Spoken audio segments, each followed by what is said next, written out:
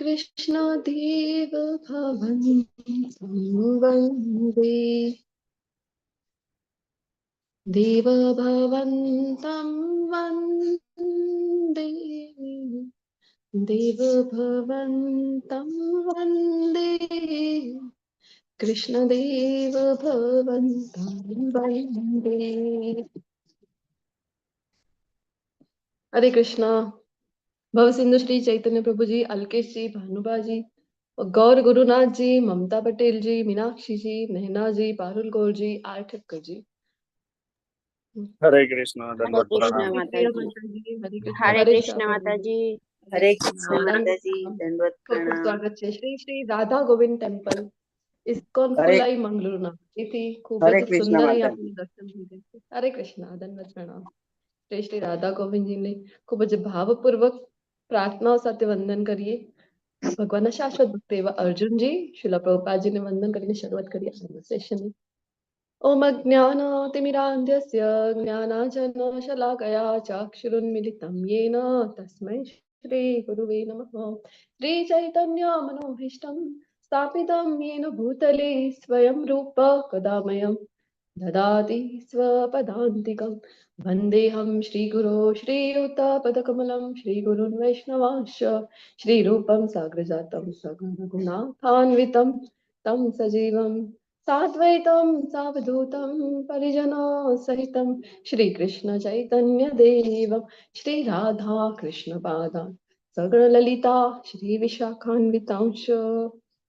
हे कृष्णा करुणा सिंधो दीनबंधो जगत्पति गोपेश गोपिका कांत राधा कांत नमस्तुते। तप्त कांचन गौरांगी श्री राधे वृंदावनेश्वरी वृषभानुसुते देवी प्रणमामि हरिप्रिये। वाञ्छाकल्पतरुभ्यश्च कृपा सिन्धुभ्य एव च पतितानां पावनेभ्यो वैष्णवेभ्यो नमो नमः। अनंत कोटि वैष्णव वृंद की जय। शिला प्रभुपाद की जय। ग्रंथ राष्ट्रीय भागवतम भगवत गीता की जय। सद्गुरुदेव की जय। जय श्री कृष्ण चैतन्य प्रभु नित्यानंद श्री अद्वैत गदाधर श्रीवासादि गौर भक्तवृंद। हरे कृष्णा कृष्णा कृष्णा हरे हरे कृष्ण हरे हरे हरे, राम हरे राम, हरे राम, राम राम, हरे हरे। हरे हरे कृष्ण कृष्णा। माता जी, दंडवत प्रणाम। हरे कृष्णा दंडवत प्रणाम. खूब खूब સ્વાગત છે. આજે આપણે મળી રહ્યા છે અધ્યાય 7 માની ચર્ચા કરવા. તો 6 અધ્યાય ભણી ગયા છીએ. તો ડે 1 માં આપણે ચર્ચા કરી હતી કે આજે ભગવદ ગીતા છે. ટોટલ અધ્યાય કેટલા છે ભગવદ ગીતાના? હરે કૃષ્ણ. 18 અધ્યાય છે અને જેને 3 પાર્ટમાં જો વિભક્ત કરવામાં આવે, ફર્સ્ટ 6, મિડલમાં 6 જે ચેપ્ટર છે અને લાસ્ટમાં 6 ચેપ્ટર. તો આવી રીતે જો 6 માં વિભાજિત કરવામાં આવે તો આપણે જોયું હતું કે એક સેન્ડવિચની જેવું છે. સેન્ડવિચમાં કેવું છે, ઉપર બ્રેડ છે, નીચે બ્રેડ છે અને વચમાં એનું સ્ટફિંગ છે, વચમાં જે ચીઝ છે એ હોય. તો સેમ વે અહીંયા આપણી પાસે જે 6 અધ્યાય આપણે ભણી ગયા ગઈકાલ સુધીમાં એ હતા કર્મયોગના આધારિત. કર્મયોગ અને પછી જે લાસ્ટના 6 અધ્યાય ભણવાના છે એક જ્ઞાનયોગ અને વચમાં હવે ચીઝની જેવું જે વચમાં આપણે કહીએ કે એસેન્સ ઓફ ધ એસેન્સ એવા જે ચેપ્ટર છે, ખૂબ જ મહત્વના એવા ચેપ્ટર છે. તો એ છે ભક્તિ યોગના. તો આજથી એટલે કે 7મા અધ્યાયથી લઈને 12મા અધ્યાય સુધીના જે ચેપ્ટર છે એને કહેવામાં આવે છે ભક્તિ યોગના જે અધ્યાય છે. ભગવદ ગીતાનો જે સાર છે એ અહીંયા ભગવાન છે એ આપે છે. તો જોઈએ આપણે, આજે એક તો રવિવારનો દિવસ છે તો ઘણા ઓછા પાર્ટિસિપન્ટ અત્યાર સુધી તો જોડાયા છે. તો જોઈએ આપણે કે એનું કારણ શું હોય છે, શું કામ 7મા અધ્યાય સુધી બધા પાર્ટિસિપન્ટ છે એ પહોંચી શકતા નથી. ભગવાન જે ભગવદ ગીતામાં જણાવી રહ્યા છે એના માધ્યમથી જાણવાનો પ્રયત્ન કરીએ. અહીંયા આપણે 5મા અધ્યાયમાં ગોલક ચાર્ટ ભણી ગયા હતા પરમ દિવસે. તો એના આધારે તમે મને જણાવો કે 3 વિષ્ણુ પણ ભણ્યા હતા. તો અહીંયા આપણને કયા વિષ્ણુના દર્શન થઈ રહ્યા છે એ તમારે જણાવવાનું છે. યસ, સવા ભક્તિ શ્રી માતાજી. હરે કૃષ્ણ. હરે કૃષ્ણ માતાજી, દંડવત પ્રણામ. દંડવત પ્રણામ. હરે કૃષ્ણ. મહાવિષ્ણુ છે. હરે કૃષ્ણ. આ મહાવિષ્ણુ છે, કારણોદકશાહી વિષ્ણુ. કારણોદકશાહી વિષ્ણુ અથવા તો મહાવિષ્ણુ બંને.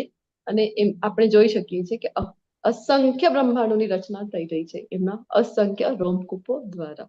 તો આપણે ગોલોક ચાર ભણ્યા હતા ત્યારે વાત કરી હતી કે કેવી રીતે શ્વાસ છે ઉચ્છ્વાસ કરે તો બધા બ્રહ્માંડો પ્રકટ થાય છે, અને જ્યારે શ્વાસ અંદર ખેંચી લે તો બધા બ્રહ્માંડો એમની અંદર સમાવિષ્ટ થઈ જાય. શું કામ અહીંયા પિક્ચર લીધેલું છે? કારણ કે આજના જ અધ્યાયમાં જોવાના છે કે કૃષ્ણ જ્યારે પોતાની શક્તિ વિશે જણાવવાના છે ત્યારે. તો આજના અધ્યાયનું નામ છે પરમેશ્વરનું જ્ઞાન. એની પહેલા તમે મને જણાવો કે ગઈકાલે આપણે જે ચેપ્ટર ભણ્યા હતા, ગઈકાલનો 6ઠ્ઠો અધ્યાય, શું નામ હતું ગઈકાલના અધ્યાયનું? હરે કૃષ્ણ.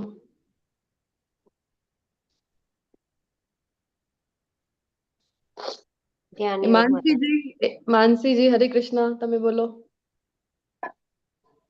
હરે કૃષ્ણ માતાજી. ના. એકાદ મિનિટ. હા.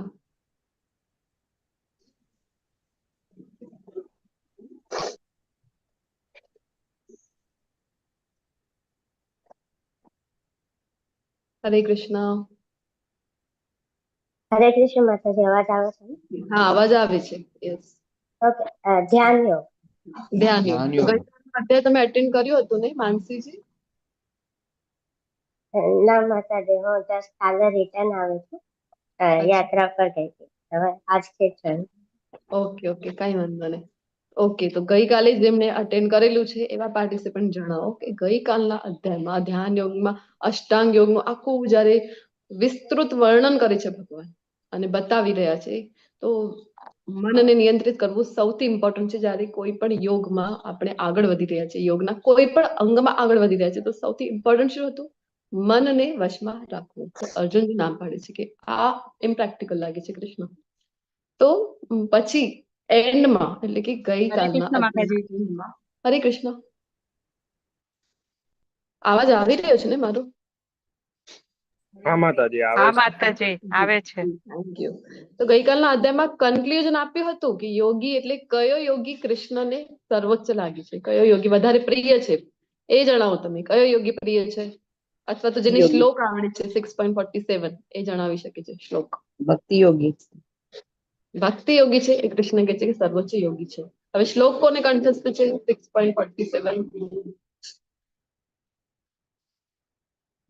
હરે કૃષ્ણ.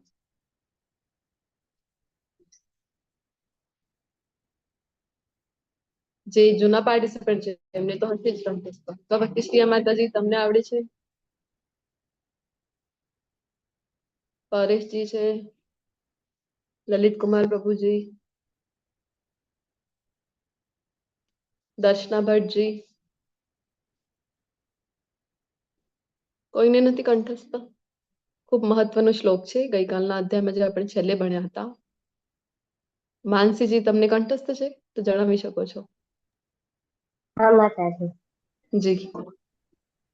હરે કૃષ્ણ. હરે યોગી કૃષ્ણ. નામ અપી સર્વેષાં મત્કતેનાંતરાત્મા શ્રદ્ધામાન ભજતે યો મામ સમયયુક્ત તમો મત. હરિ બોલ. હરે કૃષ્ણ. ખૂબ સરસ માતાજી. મદગતેન અંતર આત્મના, એવું બીજી લાઈનમાં છે. તો યોગી નામ અપી સર્વેષાં મદગતેન અંતરાત્મના શ્રદ્ધાવાન ભજતે યો મામ સમયયુક્ત તમો મતઃ. તો કૃષ્ણ કહી રહ્યા છે અહીંયા કે જે પોતાના અંતઃકરણમાં મારું જ સ્મરણ કરે છે અને શ્રદ્ધા પૂર્વક મને જ ભજે છે, તો આવો જે યોગી છે એ સર્વોચ્ચ છે. તો પોતાનું મત કૃષ્ણ ત્યાં આપી દે છે. એટલે શું કામ આપણે ચર્ચા કરી હતી કે પ્રભુપાદજી છે એ યોગ એટલે જ્યાં જ્યાં યોગ છે ત્યાં આપણને ભક્તિ યોગ જ આપી રહ્યા છે. કારણ કે બે રસ્તા આપણે ગઈકાલે જાણવાનો પ્રયત્ન કર્યું કે આ પહોંચવાનું છે. એક તો પોતાની મેળે સીડી ચડીને જાઓ, અને બીજો છે કે લિફ્ટ છે આપણી પાસે. તો પ્રભુપાદજી આપણને લિફ્ટ આપી દે છે ડાયરેક્ટલી, કે ભગવાને જે કન્ફ્યુઝન આપ્યું છે ભક્તિ યોગ આ જ સાર છે. તો ડાયરેક્ટલી લિફ્ટમાં બેસી જાઓ અને ટાઈમ પણ આપણો સેવ થશે, ઇઝીલી આપણું જે ડેસ્ટિનેશન છે ત્યાં આપણે પહોંચી જવાય. શરૂઆત કરીએ આજના અધ્યાયની, જે 5 ભાગોમાં વિભક્ત છે. પહેલા શ્લોક સાથે. શ્રી ભગવાન ઉવાચ મય્યાસક્ત મના પાર્થ યોગમ યુંજન્મદાશ્રયઃ અસંશયમ સમગ્રમ મામ યથા જ્ઞાસ્યસી તચ્છૃણુ. તો તચ્છૃણુ અહીંયા સાંભળવા માટે ભગવાન છે એ કહી રહ્યા છે અર્જુનજીને તો સાંભળવાનું શ્રવણમનું કેટલું મહત્વ છે. વારંવાર આપણે ભગવદ્ ગીતાના ક્લાસમાં ચર્ચા કરતા હોઈએ છીએ. અને એક આપણે શ્લોક પણ લીધો હતો શ્રીમદ ભાગવતમનો, જે શરૂઆત જ થાય છે શ્રવણમથી. શ્રવણમ કીર્તનમ વિષ્ણુ સ્મરણમ પાદ સેવનમ અર્ચનમ દાસ્યમ અર્ચનમ વંદનમ દાસ્યમ સાખ્યમ આત્મનિવેદનમ. તો શરૂઆત ક્યાંથી થઈ રહી છે? શ્રવણમ. તો શ્રવણમ એટલું મહત્વનું છે. અહીંયા પણ ભગવાન કહે છે કે તું સાંભળ, સાંભળવા માટે કહી રહ્યા છે. અને કેવી રીતે? તો કહે છે કે અસંશય, તો કોઈ સંશય રાખ્યા વિના તું મારા પાસેથી સાંભળ કે કેવી રીતે મારી ભાવનાથી પૂર્ણ રહી અને મન મેં મારામાં અનુરક્ત કરીને યોગાભ્યાસ કરતો રહી મને સંપૂર્ણપણે સંદેહ રહિત થઈ જાણી શકીશ. મનમાં જો સંદેહ હશે, સંશય હશે, તો કૃષ્ણને કેવી રીતે આપણે જાણી શકાય? જે સંદેહ છે, સંશય છે, એ આપણો સૌથી મોટો શત્રુ છે. શું કામ? કારણ કે ભક્તિમાં આગળ આવવામાં જે પ્રથમ જ પગથિયું છે એનો નાશ કરે છે. કયું પગથિયું છે એ?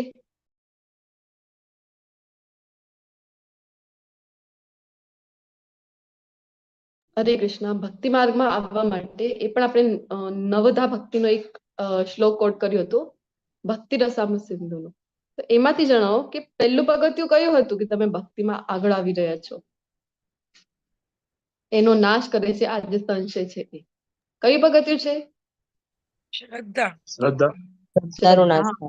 શ્રદ્ધા આપણી અંદર છે તો આપણે જોયું હતું ને, શ્રદ્ધા પછી શું થાય છે? તો સાધુ સંગ, ભજન પ્રક્રિયા, અનર્થ નિવૃત્તિ, નિષ્ઠા, આસક્તિ, ભગવાન પ્રત્યે સાંભળવામાં રુચિ આવે, આપણને સ્વાદ આવે છે, પછી ભાવ, અને છેલ્લે પ્રેમ. પ્રેમ ભક્તિ છે એ પૂર્ણતા હતી જ્યારે આપણે ભક્તિમાં આગળ વધી. પરંતુ શરૂઆત ક્યાંથી થાય છે? તો શ્રદ્ધાથી. તો આ શ્રદ્ધા નામનું જે પહેલું જ પગથિયું છે એનો જ નાશ કરી દે છે જો આપણા મનમાં સંશય આવે તો. અને જે મુજબની આપણે અત્યારે આપણા બાળકોને જે મુજબના આપણે પોતે પણ જે એજ્યુકેશન સિસ્ટમમાં ભણ્યા છે, કઈ એજ્યુકેશન સિસ્ટમ છે? તો લોર્ડ મેકોલેસ એજ્યુકેશન સિસ્ટમ. તો એ મુજબ શ્રદ્ધાનો એ નાશ કરે છે. શું કામ? કારણ કે બ્રિટિશ હાઉસ ઓફ પાર્લામેન્ટમાં જ્યારે ભારતને બ્રિટિશોએ ગુલામ બનાવેલું ન હતું ને, એ સમયની વાત છે, તો એ સમયે સર્વે કરવા માટે આ દેશમાં, કારણ કે આ દેશ ઉપર રાજ્ય કરવાની પૂરી પ્લાનિંગ હતી અંગ્રેજો જે હતા ને, કારણ કે પહેલા મુગલો આવતા શું કરતા? વારંવાર અહીંયા આવે, મંદિરો તોડે, મંદિરો તોડતા હતા ને દેશમાંથી બધું ધન સામગ્રી લૂંટીને જતા હતા. તો આપણે શું કર્યું? મંદિરો ફરીથી ઉભા કરી દીધા. તો કારણ કે શ્રદ્ધા હજી મનમાં હતી. પરંતુ અંગ્રેજોને તો એવી પ્લાનિંગ હતી, એ વધારે સ્માર્ટ હતા, તો કે આ દેશ, કારણ કે આપણો દેશ કેવું હતું? સોને કી ચિડિયા. તો આ દેશ ઉપર જયારે રાજ્ય કરવું છે તો 1000 વર્ષ સુધી રાજ્ય કરવાની પ્લાનિંગ સાથે આવ્યા હતા અહીંયા. તો પહેલા અહીંયા સર્વે માટે મોકલ્યા હતા મેકોલે, એની આખી ટીમને મોકલ્યું હતું કે આખા દેશનો પહેલા સર્વે કરી આવો અને જોઈ આવો કે કેવી રીતે પોસિબલ છે કે અહીંયા આપણે વધારે ને વધારે સમય સુધી રાજ્ય કરી શકાય. તો જ્યારે એ સર્વે કરીને ગયા મેકોલે એની ટીમ, અને પછી જયારે પોતાનું જે પ્રેઝન્ટેશન આપ્યું હતું બ્રિટિશ હાઉસ ઓફ પાર્લામેન્ટમાં, તો એમાંય જણાવ્યું છે કે હું આખું ઉત્તરથી દક્ષિણ સુધી અને અહીંયા પૂર્વથી પશ્ચિમ સુધી આખા દેશમાં ભ્રમણ કર્યું છે, પરંતુ મને ક્યાંય પણ એવું કોઈ વ્યક્તિ ના મળ્યું કે જે ભીખ માંગતો હોય. કારણ કે એવી વ્યવસ્થા હતી ભારતની, બધા જ આત્મનિર્ભર છે અને બધા જ ખૂબ શ્રદ્ધાયુક્ત છે. તો કહે છે કે તો આ દેશ ઉપર તો રાજ્ય કરવું અસંભવ જ છે, એવું તમે માની લો. પછી એ પૂછે છે ત્યાં પાર્લામેન્ટમાં કે તો પછી કોઈ તો રસ્તો હશે? તો કે છે એક રસ્તો છે કે એ લોકોની જે શક્તિ છે ને, એ છે એમની ગુરુકુળ સિસ્ટમ. ગુરુકુળમાં ભણાવવામાં આવતું હતું, તો ગુરુકુળમાં માત્ર ભૌતિક જ્ઞાન આપવામાં આવતું નહોતું. આ ભૌતિક જ્ઞાન સાથે સાથે આધ્યાત્મિક જ્ઞાન, એવી જે પદ્ધતિ, ખૂબ જ સુસજ્જિત પદ્ધતિ અહીંયા હતી. એ સમયની વાત છે કે જયારે ફોરેનમાં તો સ્કૂલમાં કોઈ જ પ્રગતિ આપણને જોવા મળે નહીં. એબીસીડી માત્ર એ પણ નાના નાના સ્કૂલ જેવા હોય અને એમના જે ચર્ચ હોય ત્યાં શીખડાવવામાં આવે. એ સમયની વાત છે કે ભારતમાં તો લાખો સંખ્યામાં ગુરુકુળ છે એ ધગધગતા હતા. અને બધું તમને બધાને પણ ઘણા બધા દાખલા વાંચ્યા હશે, સાંભળ્યા હશે કે અહીંયા બધા જ્ઞાન લેવા માટે આવતા. અને કાલંદા યુનિવર્સિટી બદલ પણ સાંભળ્યું છે કે કેટલા બધા પુસ્તકો હતા, એને જયારે બાળી નાખવામાં આવી તો કેટલાક મહિનાઓ સુધી એ પુસ્તકો છે એ બળતા રહ્યા. તો એવી રીતે કરતા હતા કે બધું અહીંયા આવીને નષ્ટ કરી દે. તો ત્યારે પૂછ્યું કે એમની સ્ટ્રેન્થ શું છે? તો ગુરુકુળ સિસ્ટમ. તો પછી રાજ્ય કરવું છે તો શું કરાવાય? તો કીધું કે આ સિસ્ટમને પહેલા તો નાશ કરી દઈએ. એમની શ્રદ્ધા છે ને એનું આપણે નાશ કરીએ, એની જગ્યાએ એવી સિસ્ટમ લઈ આવીએ.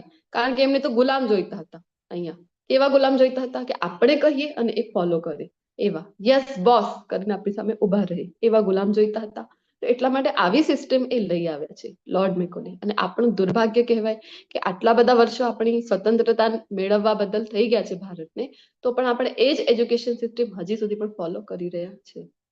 તો ઠીક છે, હવે સિસ્ટમને તો આપણે કંઈ કરી શકાય નહીં, પરંતુ સમજવા માટે કે આવો સંશય આપણા મનમાં કેવું કેવું ભણાવવામાં આવે ને આપણા શાસ્ત્રો સાથે પણ ઘણું બધું એની સાથે છેડખાની કરીને ચેન્જીસ કરી દેવામાં આવ્યા છે, કે જેના દ્વારા જો વાંચે તો પછી જે વાંચે એને પણ થાય કે આવું છે અમારા ધર્મમાં, સનાતન ધર્મમાં આવું છે. આવું બધું કરતા હતા આજે અંગ્રેજો છે અને અત્યારે પણ કરતા હોય છે. તો શ્રદ્ધાનો નાશ કરે છે એવું બધું શીખવાડવામાં આવે છે. આપણને શું શીખવાડવામાં આવે કે ક્યાંથી આવ્યા છે બધા માનવો, ક્યાંથી આવ્યા તો વાંદરોમાંથી. ડાર્વિન્સ ઇવોલ્યુશન થિયરી જે શીખવાડવામાં આવે છે કે ઉત્ક્રાંતિ થઈ, કેવી રીતે ઉત્ક્રાંતિ થઈ, ધીરે ધીરે વાંદરો છે એની પૂંછ ધીરે ધીરે ગાયબ થતી ગઈ, મોઢું છે એ બદલાતું ગયું અને માનવમાં પછી કાલાંતરે પરિવર્તિત થઈ ગયું. આવું બધું શીખડાવે છે. હવે આપણે જોઈશું ભગવદ્ ગીતામાં 10મા અધ્યાયમાં ભગવાન કહે છે કે કોણ છે આપણા પૂર્વજ છે, એ કોણ છે? સપ્તઋષિ છે, મનુ છે, એ છે આપણા પૂર્વજ છે. અને છે કૃષ્ણથી બધા આવી રહ્યા છે. તો વાંદરોથી આપણે આવ્યા નથી. કોઈ આપણને પૂછે તો આપણે કહેવું જોઈએ. આપણા બાળકો પણ કહેવા માટે સમર્થ નથી. શું કામ? કારણ કે શાસ્ત્રોનું જ્ઞાન આપણે આપતા જ નથી આપણા બાળકો. તો પછી સંશય છે એ શ્રદ્ધાનો નાશ કરી દે છે. આપણા જ મનમાં આપણા શાસ્ત્રો પ્રત્યે સંશય આવી જાય છે. એટલે કૃષ્ણ કહી રહ્યા છે કે અસંશય થઈને તું આ સાંભળ. હવે હું તને પૂર્ણપણે ઇન્દ્રિય ગમ્ય તથા દિવ્ય એમ બંને જ્ઞાન વિશે કહીશ. હવે ગઈકાલના અધ્યાયમાં કહી તો દીધું છે કે શ્રદ્ધાવાન મને જે ભજે છે. તો કૃષ્ણને કેવી રીતે ભજીએ? કૃષ્ણ વિશે કઈ ખબર હોય આપણને તો એને ભજી શકાય ને. એટલા માટે હવે દિવ્ય જે જ્ઞાન છે, જ્ઞાન આપવાની પરંપરા હજી આગળ વધી રહી છે. પોતાના વિશેનું જ્ઞાન અહીંયા કૃષ્ણ છે, પરમેશ્વરનું જ્ઞાન અહીંયા પોતાના વિશેનું જ્ઞાન અહીંયા આ ચેપ્ટરમાં કૃષ્ણ છે આપી રહ્યા છે, જેના દ્વારા કૃષ્ણને આપણે ભજી શકાય. તો ઇન્દ્રિય ગમ્ય એટલે કે પ્રેક્ટિકલ, કે તમે ભૌતિક જગતમાં ઇમ્પ્લિમેન્ટ ઇઝીલી કરી શકો એવું જ્ઞાન આપે છે. અને બીજું કયું તો દિવ્ય, જે ટ્રાન્સેન્ડેન્ટલ નોલેજ છે એવું. એટલે કે બંને પ્રકારના જ્ઞાન કૃષ્ણ છે અહીંયા આપી રહ્યા છે. અને જ્ઞાન પણ કેવું છે વળી કે આ જાણ્યા પછી તારે જાણવા યોગ્ય કશું બાકી રહેશે નહીં. એવું જે દાવો છે એ આ આપણે ભૌતિક જ્ઞાન માટે કરી શકાય કે આ વાંચી લો તમે, બીજું કાંઈ વાંચવાની જરૂર જ રહેશે નહીં, બીજું કાંઈ જાણવાની જરૂર જ રહેશે નહીં, ન કરી શકાય. પરંતુ કૃષ્ણ જે જ્ઞાન આપી રહ્યા છે એ પૂર્ણ જ્ઞાન છે. કૃષ્ણ કહે છે કે આ જાણી લીધું ને તો બીજું કઈ જાણવાની આવશ્યકતા નથી. તો આપણને એવું થાય કે શું કામ આટલા ઓછા પાર્ટિસિપન્ટ અહીંયા જોડાય છે? આટલી બધી સારી વ્યવસ્થા છે, ફ્રી ઓફ કોસ્ટ ક્લાસીસ ચાલી રહ્યા છે, જે તે ભાષામાં ચાલી રહ્યા છે, અને જે તે ટાઈમિંગ અલગ અલગ ટાઈમ સ્લોટ છે કે મોર્નિંગમાં કોઈને ન ફાવે તો આફ્ટરનૂનની બેચ છે, એ ન ફાવે તો ઇવનિંગની બેચ છે. અલગ અલગ ટાઈમ સ્લોટ છે. આટલી બધી સુવિધા છે, ઘેર બેઠા મળી રહી છે, તો પણ શું કામ બધા જ છે? આપણને લાગે ને કે ગુજરાતની જે જનસંખ્યા છે કેટલી છે તો લાખોમાં છે. લાખો કરોડોમાં જ્યારે જનસંખ્યા હોય તો આપણને લાગે કે અહીંયા તો હજારો પાર્ટિસિપન્ટ તો એટલીસ્ટ જોડાવા જોઈએ કે નહીં. પરંતુ આપણે જોઈ શકાય કે કેટલા ઓછા સંખ્યામાં અહીંયા પાર્ટિસિપન્ટ જોડાતા હોય છે. શું કારણ છે બતાવો? તમને બધાને શું લાગે છે કયું કારણ હોવું જોઈએ? અજ્ઞાનતા. અજ્ઞાનતા. ઓકે, હજી કોઈને કઈ એડ કરવું છે આમાં? શ્રદ્ધા નથી. શ્રદ્ધા નથી. તો કૃષ્ણ પાસેથી સાંભળી કે કૃષ્ણ કયું કારણ હરે કૃષ્ણ, મ્યુટ કરી દેજો. મનુષ્યાણામ સહસ્રેષુ કશ્ચિત યતતિ સિદ્ધયે યતતામ અપી સિદ્ધાનામ કશ્ચિન મામ વેતિ તત્વતઃ. કે કૃષ્ણ કહી રહ્યા છે આપણને કે હજારો મનુષ્યમાંથી કોઈ એક સિદ્ધિ પામવા પ્રયત્ન કરે છે. કયો પિક્ચર છે અહીંયા જણાવો? અહીંયા એક પિક્ચર આપણને બધાને દેખાઈ રહ્યું છે. કઈ ઘટના થઈ રહી છે અહીંયા? હરે કૃષ્ણ. મેરેથોન ચાલી રહી છે. તો હજારોમાં આપણે જોઈ શકાય છે કે ઉપરનું જે પિક્ચર છે આપણે જોઈ શકીએ છીએ કે હજારોમાં બધા પાર્ટિસિપેટ અહીંયા કરી રહ્યા છે. પરંતુ એમાંથી કેટલાક ઓછા છે જેમણે કે મહિના પહેલાથી જ્યારે આ ડેટ ફિક્સ થઈ હતી કે મેરેથોન આ ડેટમાં લેવાના છે, તો જ્યારથી ડેટ ફિક્સ થઈ ત્યારથી જ પ્રેક્ટિસ કરવાની અથવા તો એની પહેલાથી પ્રેક્ટિસ કરવા માટે કે ના મારે આ મેરેથોનમાં પાર્ટિસિપેટ કરવું છે તો હું એના માટે અત્યારથી જ પ્રયત્ન શરૂ કરી દઉં. અથવા તો મેડલ પ્રાપ્ત કરવા માટે કેટલા લોકો છે એક વર્ષ પહેલાથી જ પ્રયત્ન કરી રહ્યા હોય? કેટલા ઓછા લોકો હોય છે એવા? અહીંયા બીજા પિક્ચરમાં આપણને દેખાઈ રહ્યા છે હજારો પાર્ટિસિપેટ કરી રહ્યા છે, પરંતુ મેડલ માટે, જીતવા માટે જે પાર્ટિસિપેટ કરે છે એ કેટલા ઓછા આંગળીના ટેડવે આપણી ગણી શકાય એટલી જ ઓછી સંખ્યામાં આવા પાર્ટિસિપેન્ટ છે એ જોવા મળે છે આપણને. તો બાકી બીજા બધા લોકો શું કામ આવ્યા હતા? તો એ તો બસ આમ જ ચાલી રહ્યું છે તો આપણે પણ પાર્ટિસિપેટ કરીએ, અમુક ફોટા ખેંચી લઈશું, સોશિયલ મીડિયા છે એના ઉપર પોસ્ટ કરી દઈશું, અથવા તો મનોરંજન માટે, કોઈક તો મારો મિત્ર જઈ રહ્યો છે એટલે હું જાઉં છું. આવા અલગ અલગ કારણોથી જોડાઈ રહ્યા છે. અને પરંતુ મેડલ પ્રાપ્ત કરવા માટે, જીતવા માટે આવે એ ખૂબ જ અલ્પ સંખ્યામાં જોવા મળે છે. તો સેમ વે અહીંયા કૃષ્ણ આપણને જણાવી રહ્યા છે કે હજારો મનુષ્ય હોય ને એમાંથી કોઈ એક જ એવું હોય કે જે એક વિરલો જ એવો હોય જે સિદ્ધિ પ્રાપ્ત કરવા માટે પ્રયત્ન કરે છે. સિદ્ધિની આપણે ગઈકાલે ચર્ચા કરી હતી કે 8 પ્રકારની સિદ્ધિ હોય છે અને આ પ્રમાણે સિદ્ધિ પ્રાપ્ત કરનારામાંથી ભાગ્યે જ એમાંથી પણ ખૂબ જ વિરલો એવો વ્યક્તિ છે જે વાસ્તવમાં મને જાણે છે. કૃષ્ણને જાણવા માટે જે પ્રયત્ન કરે એ કેવું હોય છે? મોસ્ટલી બધા સિદ્ધિ પાછળ કંઈક કરી રહ્યા છે. આપણે વાત કરી હતી, કહેવાય છે કે 12 વર્ષ સુધી તમે કોઈ પણ એક્ટિવિટી છે, કોઈ પણ સાધના કરી છે ને તો સિદ્ધિ પ્રાપ્ત કરવી કઈ અઘરી નથી. સિદ્ધિ પ્રાપ્ત થઈ જાય એટલે તો આપણને જોવા મળતા હોય છે કે ઘણા લોકો છે આમ કંઈક સિદ્ધિ કરતા હોય છે, આમ કંઈક મંત્ર ઉચ્ચારણ કરે ને હાથથી કંકુ કાઢીને આપી દે આપણને, અથવા તો કોઈ ફળ છે કાઢીને આપી દે તો આપણને લાગે કેટલા મહાન વ્યક્તિ છે. એ તો એને જ આપણે તો ભગવાન માની લઈએ કે વાહ એ જ ભગવાન હશે. કારણ કે થોડીક સિદ્ધિ જોઈને પણ આપણે આકર્ષિત થઈ જઈએ છીએ. તો સિદ્ધિ પ્રાપ્ત કરવી કઈ ખૂબ મોટી વાત એવી નથી. સાધના કરી છે 12 વર્ષમાં પણ કોઈ એક સિદ્ધિ પ્રાપ્ત થઈ શકાય છે. એમાંથી પણ કૃષ્ણ કહે છે કે મને જાણવાનું, કૃષ્ણને જાણવાનો જે પ્રયત્ન કરે છે એ ખૂબ જ વિરલો હોય છે. એટલા માટે આપણે જોઈ શકીએ છીએ કે કેટલી ઓછી સંખ્યામાં અહીંયા આપણને પાર્ટિસિપન્ટ જોવા મળતા હોય છે. હવે 8 તત્વોના નામ જણાવો જેનાથી આ આપણું જે ભૌતિક શરીર છે એ બનેલો છે. કયા છે 8 તત્વો? યસ, લલિત કુમાર પ્રભુજી, હરે કૃષ્ણ. પૃથ્વી, અગ્નિ, જળ, વાયુ, આકાશ, મન, બુદ્ધિ, અહંકાર. હરી બોલ, ખૂબ સરસ પ્રભુજી, ધન્યવાદ. તો 5 મહાભૂત આપણી અંદર કેટલા ભૂત? 5. એ પણ મહાભૂત છે. અને 3 જે છે એ જેને કહેવાય કે સૂક્ષ્મ શરીર જેના દ્વારા આપણું છે એ બનેલું છે, મન, બુદ્ધિ અને અહંકાર. તો જેમ પ્રભુજી આપણને જણાવ્યું છે પૃથ્વી, આકાશ, જલ, વાયુ ને અગ્નિ. તો અહીંયા એ જ ભગવાન કહી રહ્યા છે, પોતાની શક્તિ વિશે હવે જણાવવાની શરૂઆત કરી છે કે પૃથ્વી, જળ, અગ્નિ, વાયુ, આકાશ, મન, બુદ્ધિ તથા અહંકાર એ 8 મારી વિભિન્ન ભૌતિક શક્તિઓ છે. આપણું શરીર છે એનાથી જ બનેલું છે. તો સમજવા માટે એવું આપણે ઉદાહરણ લઈએ, કમ્પ્યુટર બધા પાસે હશે તો, અથવા તો બધા એના વિશે જાણેલું તો છે, તો બધાને ખ્યાલ હશે એક સોફ્ટવેર હોય, એક હાર્ડવેર હોય છે. તો જે સોફ્ટવેર છે એ કયું છે? અહીંયા સોફ્ટવેર છે એ તો જે આપણું કહેવાય ને આપણે કે 3 જે સૂક્ષ્મ શરીર જે નથી, 2 શરીર આપણી પાસે સેમ વે છે અહીંયા. એક તો છે કે સ્થૂળ શરીર જેનાથી પંચ તત્વોથી જે બનેલું છે આપણું, અને એક છે સૂક્ષ્મ શરીર. સૂક્ષ્મ શરીર કયું છે? મન, બુદ્ધિ, અહંકારથી જે બને છે. તો આપણે કહીએ ને કે જયારે અહીંયા આપણે દેહનું ત્યાગ કર્યું છે એ સમયે આત્મા જયારે ગયું છે, આત્માની સાથે આત્મા છોડીને આગળ ગતિ કરે છે તો એની સાથે એક સૂક્ષ્મ શરીર જે છે આપણું એ પણ કેરી ફોરવર્ડ થાય છે. તો એટલા માટે જ આપણે કહીએ કે જે કંઈ પણ કર્મ કરેલા છે એના સંસ્કારો રહે છે આ મન, બુદ્ધિ, અહંકાર સાથે કેરી ફોરવર્ડ થાય છે આત્માની સાથે. અને એ જ મુજબ પછી આવતીકાલનો અધ્યાય એના જ ઉપર છે તો ત્યાં આપણે ડિટેલમાં ચર્ચા કરીએ. તો સોફ્ટવેર અને હાર્ડવેર છે અહીંયા. તો હાર્ડવેર છે એ કહેવાય કે પંચતત્વ, અને સોફ્ટવેર છે જ્યારે એને આપણે ટ્રાન્સફર કરી શકાય છે. તો સેમ વે આપણો પણ શરીર બનેલો છે. તો ભગવાન અહીંયા આપણને કહે છે કે 2 પ્રકારની મુખ્ય શક્તિ છે. કઈ છે? એક તો પરા અને એક છે અપરા. તો કઈ છે? અત્યારે જે જણાવ્યું કે 8 જે તત્વોથી 5 મહાભૂતો ને 3 સૂક્ષ્મ તત્વ, એ ભગવાનની છે અપરા શક્તિ.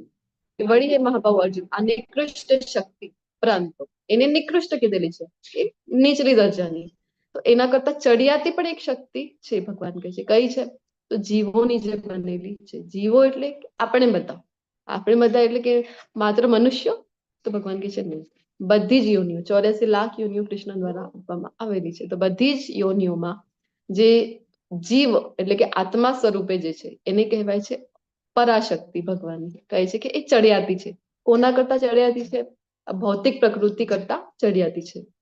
અને જે ભૌતિક પ્રકૃતિ સાથે સંઘર્ષ કરે છે. તો આપણે બધા જીવાત્માઓ શું કરી રહ્યા છે અહીંયા ભૌતિક જગતમાં છીએ, તો જે કંઈ પણ પ્રકૃતિ છે એની સાથે સંઘર્ષ કરી રહ્યા છે, જે તે સંસાધનો પ્રાપ્ત કરવા માટે, જે તે સુખ સુવિધા પ્રાપ્ત કરવા માટે, અને તેના સંસાધનોનો ઉપભોગ કરે છે. તો પરા અને અપરા મુખ્યત્વે ભગવાનની બે શક્તિઓ. આમ તો જો ભગવાનની અનંત શક્તિઓ છે, પરંતુ અહીંયા મુખ્ય બે શક્તિઓ જણાવી રહ્યા છે. અને આપણે જોવા જઈએ ભૌતિક જગતમાં આપણે છીએ તો આ પરા અને અપરા શક્તિથી વ્યતિરિક્ત કોઈ પણ આપણને અહીંયા દેખાઈ રહ્યો છે, આપણને એવું થાય કે ના આ તો મારી શક્તિથી મારી મેળે શું કરી લો, પરંતુ ભગવાનની શક્તિ, કઈ શક્તિ? આ 5 મહાભૂતોની શક્તિને યુઝ કર્યા વિના આપણે પોતાની મેળે એક સોઈ હોય ને, નાનકડી સોઈ, એનું પણ નિર્માણ કરી શકતા નથી. એ સમજવાની આવશ્યકતા છે.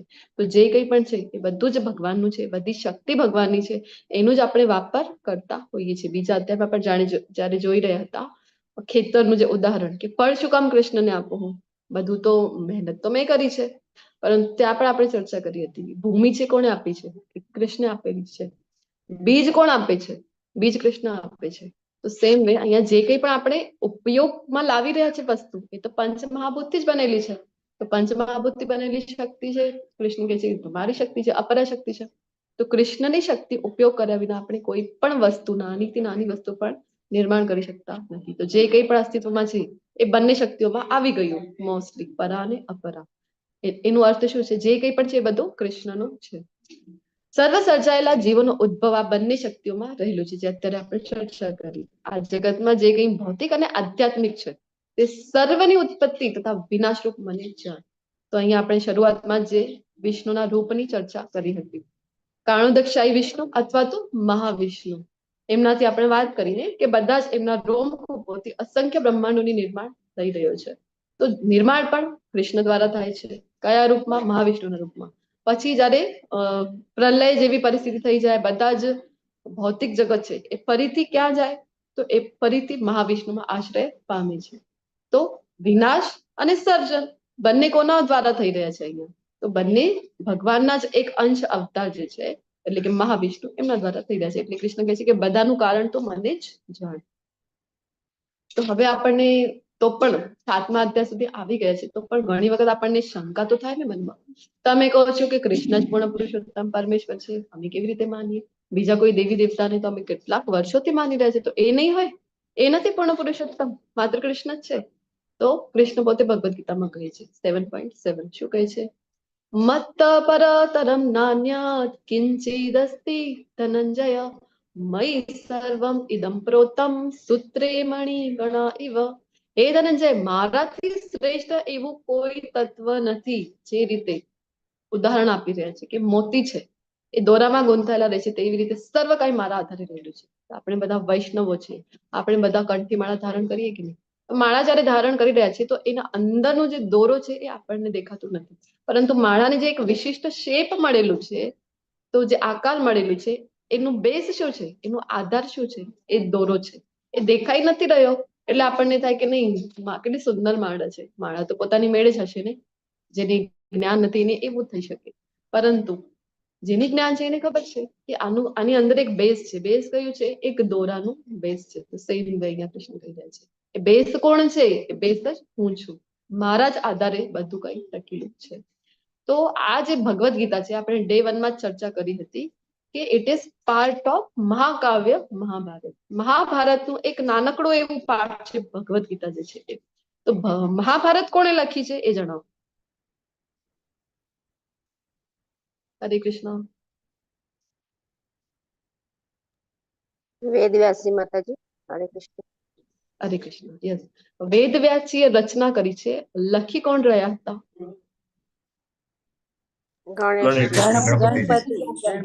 ગણપતિ બાપ્પા. એટલું મોટું આટલા બધા શ્લોકોને જ્યારે લિપિબદ્ધ, કારણ કે હવે કલિયુગની શરૂઆત થવા જઈ રહી છે, એની પહેલા આપણે વાત કરી હતી કે શ્રુતિ સ્મૃતિ સાંભળીને મેમરાઇઝ થઈ જાય, લર્ન થઈ જાય એવી સ્મૃતિ હતી બધા. પરંતુ વેદવ્યાસજી તો ત્રિકાલદર્શી છે, ભગવાનના જ અવતાર છે. તે જોઈ શકતા હતા કે ના, હવે કલિયુગની શરૂઆત થવાની છે, તો એટલી સ્મૃતિ રહેવાની નથી. અલ્પ બુદ્ધિ અલ્પ આયુ અહીંયા લોકોની રહેવાની છે. એટલા માટે લિપિબદ્ધ કરવાનું વિચાર આવે છે એમના મનમાં, અને પછી ફર્સ્ટ ટાઈમ એમણે જ બધું લિપિબદ્ધ કરેલું છે. તો કોણ લખશે? આટલું મોટું રચના છે.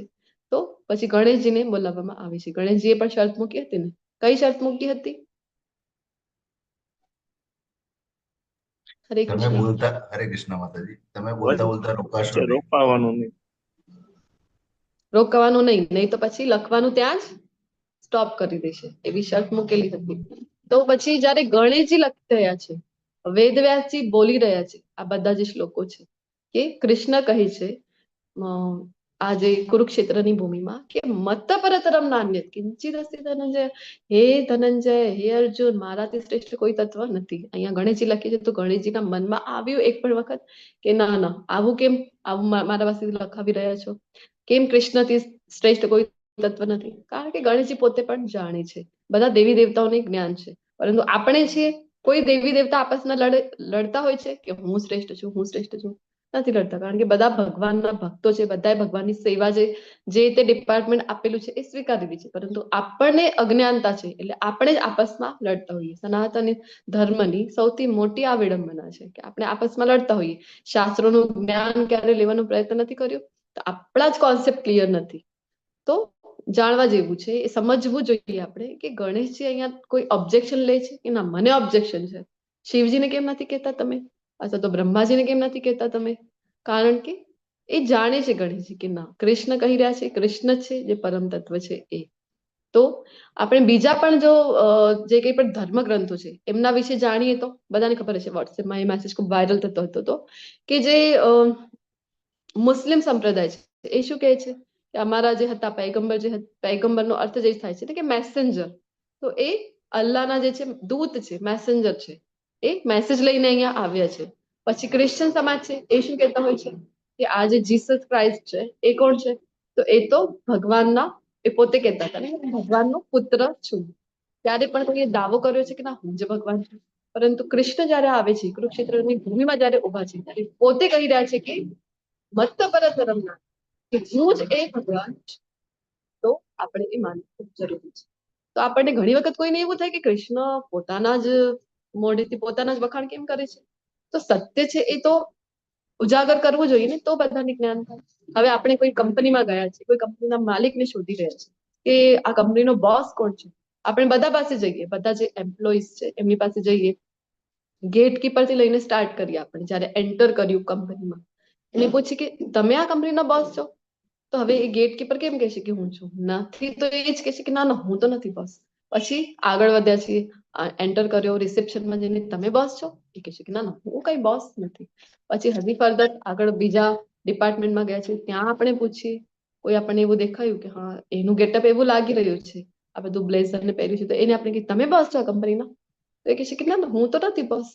પછી જયારે આપણે કોઈ ઓફિસથી બહાર નીકળી રહ્યા છે, એને જયારે જોયા ને આપણે પૂછ્યું તમે બોસ છો? તો એ બોસ છે તો કહે છે ને કે હા હા, હું જ બોસ છું. સેમ વે અહીંયા કૃષ્ણ છે, બધા જ જગતના સ્વામી છે, આધ્યાત્મિક હોય કે ભૌતિક હોય, તો બોસ છે તો એને તો જણાવવું જ પડે. એટલે કૃષ્ણ આપણને જણાવી રહ્યા છે કે હા, એ બોસ હું જ છું, એ જે સ્વામી છે એ હું જ છું. પછી હજી કૃષ્ણને કેવી રીતે સ્મરણ કરવું? કૃષ્ણ કહી રહ્યા હતા ગઈકાલના અધ્યાયમાં, શ્રદ્ધાવાન ભજતેયો મામ, એવું યોગી શ્રેષ્ઠ છે મારા મતે.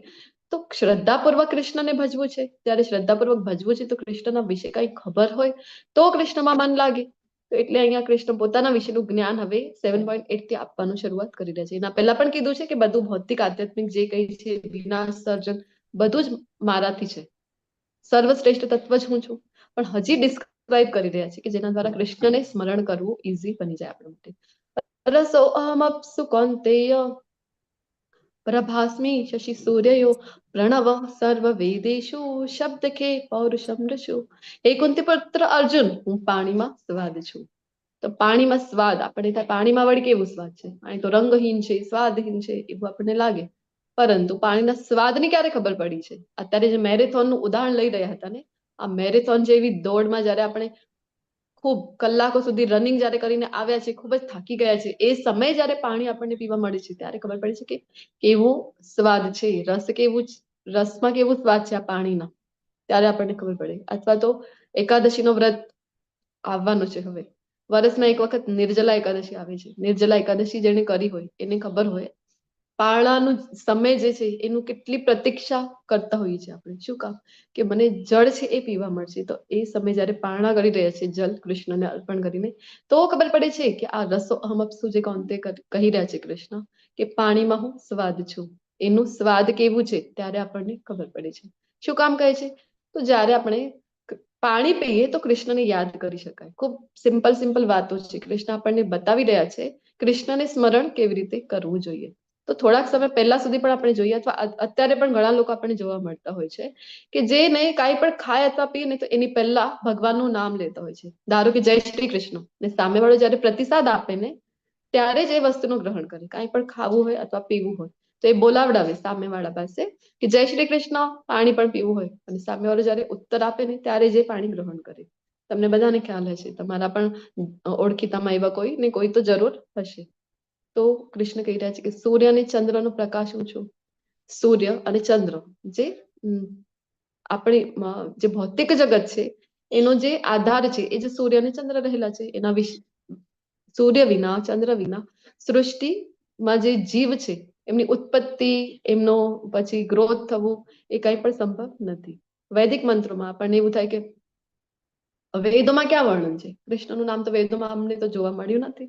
તો કૃષ્ણ કહી રહ્યા છે કે વૈદિકમાં પ્રણવ સર્વ વેદેશુ, પ્રણવ એટલે કે ઓમકાર. તો વૈદિક મંત્ર આપણે જોઈએ ને જનરલી ઓમ થી શરૂ થતા હોય છે. ધારો કે ગાયત્રી મંત્ર છે તો શરૂઆત ક્યાંથી થાય છે? ઓમ ભૂર્ભુવસ્વઃ, એવી રીતે શરૂઆત થાય છે. અથવા ગણેશજીનો કોઈ મંત્ર આપણે બોલીએ તો ઓમ ગંગ ગણપતયે નમઃ, તો ઓમ થી શરૂઆત થતા હોય છે કોઈ પણ જનરલી કોઈ પણ વૈદિક મંત્રનો. તો એ ઓમકાર જ કૃષ્ણ કહી રહ્યા છે કે હું છું. તો ઓમ જ્યારે જોઈએ ત્યારે જ આપણને કૃષ્ણ યાદ આવવા જોઈએ. આકાશમાં શબ્દ, તો કૃષ્ણની આ શક્તિ છે જેના લીધે આકાશમાં શબ્દ. અત્યારે પણ જે ટેકનોલોજી છે, અહીંયા આપણે બધા, હું અહીંયા મહારાષ્ટ્રમાં છું, આપણામાંથી બધા જ તમે મોસ્ટલી ગુજરાતની અલગ અલગ સિટીમાંથી છો, ક્લાસીસ જ્યારે અટેન્ડ કરી રહ્યા છો ત્યારે. પછી પારુલજી જોડાયા છે તો એ પણ કહેતા હતા વિદેશથી એ જોડાયેલા છે. તો કહેવાનો અર્થ છે અલગ અલગ જગ્યાથી આપણે બધા એક જ સમય અહીંયા એકબીજાને સાંભળી રહ્યા છે. કેવી રીતે?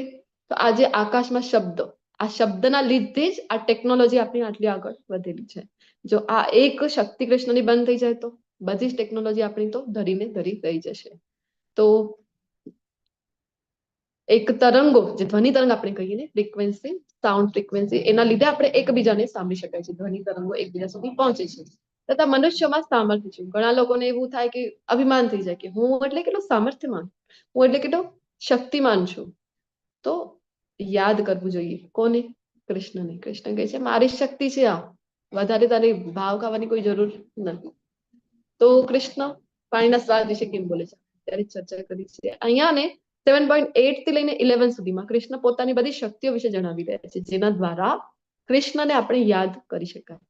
અહીંયા એક ટેબલની જેમ આપણે લઈ લીધું છે, જેમ આપણે અત્યારે ચર્ચા કરી. પાણીમાં સ્વાદ, ચંદ્ર અને સૂર્યમાં પ્રકાશ મુખ્ય શક્તિ છે ને, પછી વેદોમાં ઓમકાર, આકાશમાં ધ્વનિ છે એ, અને મનુષ્યમાં સામર્થ્ય, પૃથ્વીમાં સુગંધ. આપણને ત્યાં પૃથ્વીમાં સુગંધ ક્યાં છે? તો વરસાદની જ્યારે ઋતુ પ્રારંભ થાય છે, વર્ષા ઋતુ ને શરૂઆતમાં જ્યારે માટી ભીની થઈ ગઈ છે તો કેટલી સરસ મધુર જે સુગંધ આવે છે, તો ત્યારે ખબર પડે કે આ જે પૃથ્વી છે એમાં કેટલી સુંદર સુગંધ છે. બીજું એ કે જ્યારે પુષ્પો આવી રહ્યા છે, અલગ અલગ પુષ્પો તમે વાવ્યા છે, એની અંદર જ્યારે સુગંધ આવી રહી છે, મોગરાનું છે, ચંપાનું છે, ગુલાબનું છે, તો એ ક્યાંથી એમને મળે છે? પૃથ્વીથી જે શક્તિ છે એમને મળે છે. અને પૃથ્વીને ક્યાંથી મળે છે? તો કૃષ્ણથી મળે છે. Just a moment. હરે કૃષ્ણ.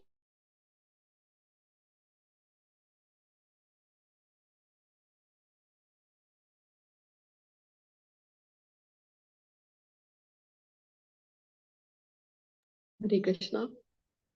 તો અગ્નિમાં જે ઉષ્મા છે, જે ગરમી છે અગ્નિમાં, એ પણ કૃષ્ણ કહે છે કે મારી શક્તિ છે. જે બધા જીવે છે બધાનું જીવન જ હું છું. તપસ્વીઓનો તપ હું છું. આપણને થાય કે હું ખૂબ તપસ્યા કરી શકું, તો ગર્વ કરવાની કોઈ આવશ્યકતા નથી. આ શક્તિ પણ કૃષ્ણ આપે છે. કોઈને એમ થાય કે ના, હું તો બધી જ એકાદશી છે એ સજલ રાખી લઉં, અથવા તો સફળ રાખી લઉં, અથવા તો હું તો નિર્જલા પણ રાખી લઉં, તો આ જે સામર્થ્ય છે, આ જે શક્તિ છે ને તપ કરવાની પણ એ કૃષ્ણની કૃપા હોય ને ત્યારે જ પ્રાપ્ત થાય છે. જે કઈ અસ્તિત્વમાં છે ને એનું મૂળ બીજ જ કૃષ્ણ કહે છે કે હું છું. અને બુદ્ધિશાળીની બુદ્ધિ હું છું. આપણને એવું થાય કે હું ખૂબ બુદ્ધિમાન છું, એક વખત વાંચી લીધું ને બધું મને તો યાદ રહી જાય છે. તો કૃષ્ણ કહે છે કે એક મિનિટ ઉભા રહો, આ શક્તિ પણ મારી જ છે. જે તમને યાદ રહી જાય છે ને એ શક્તિ મારી છે.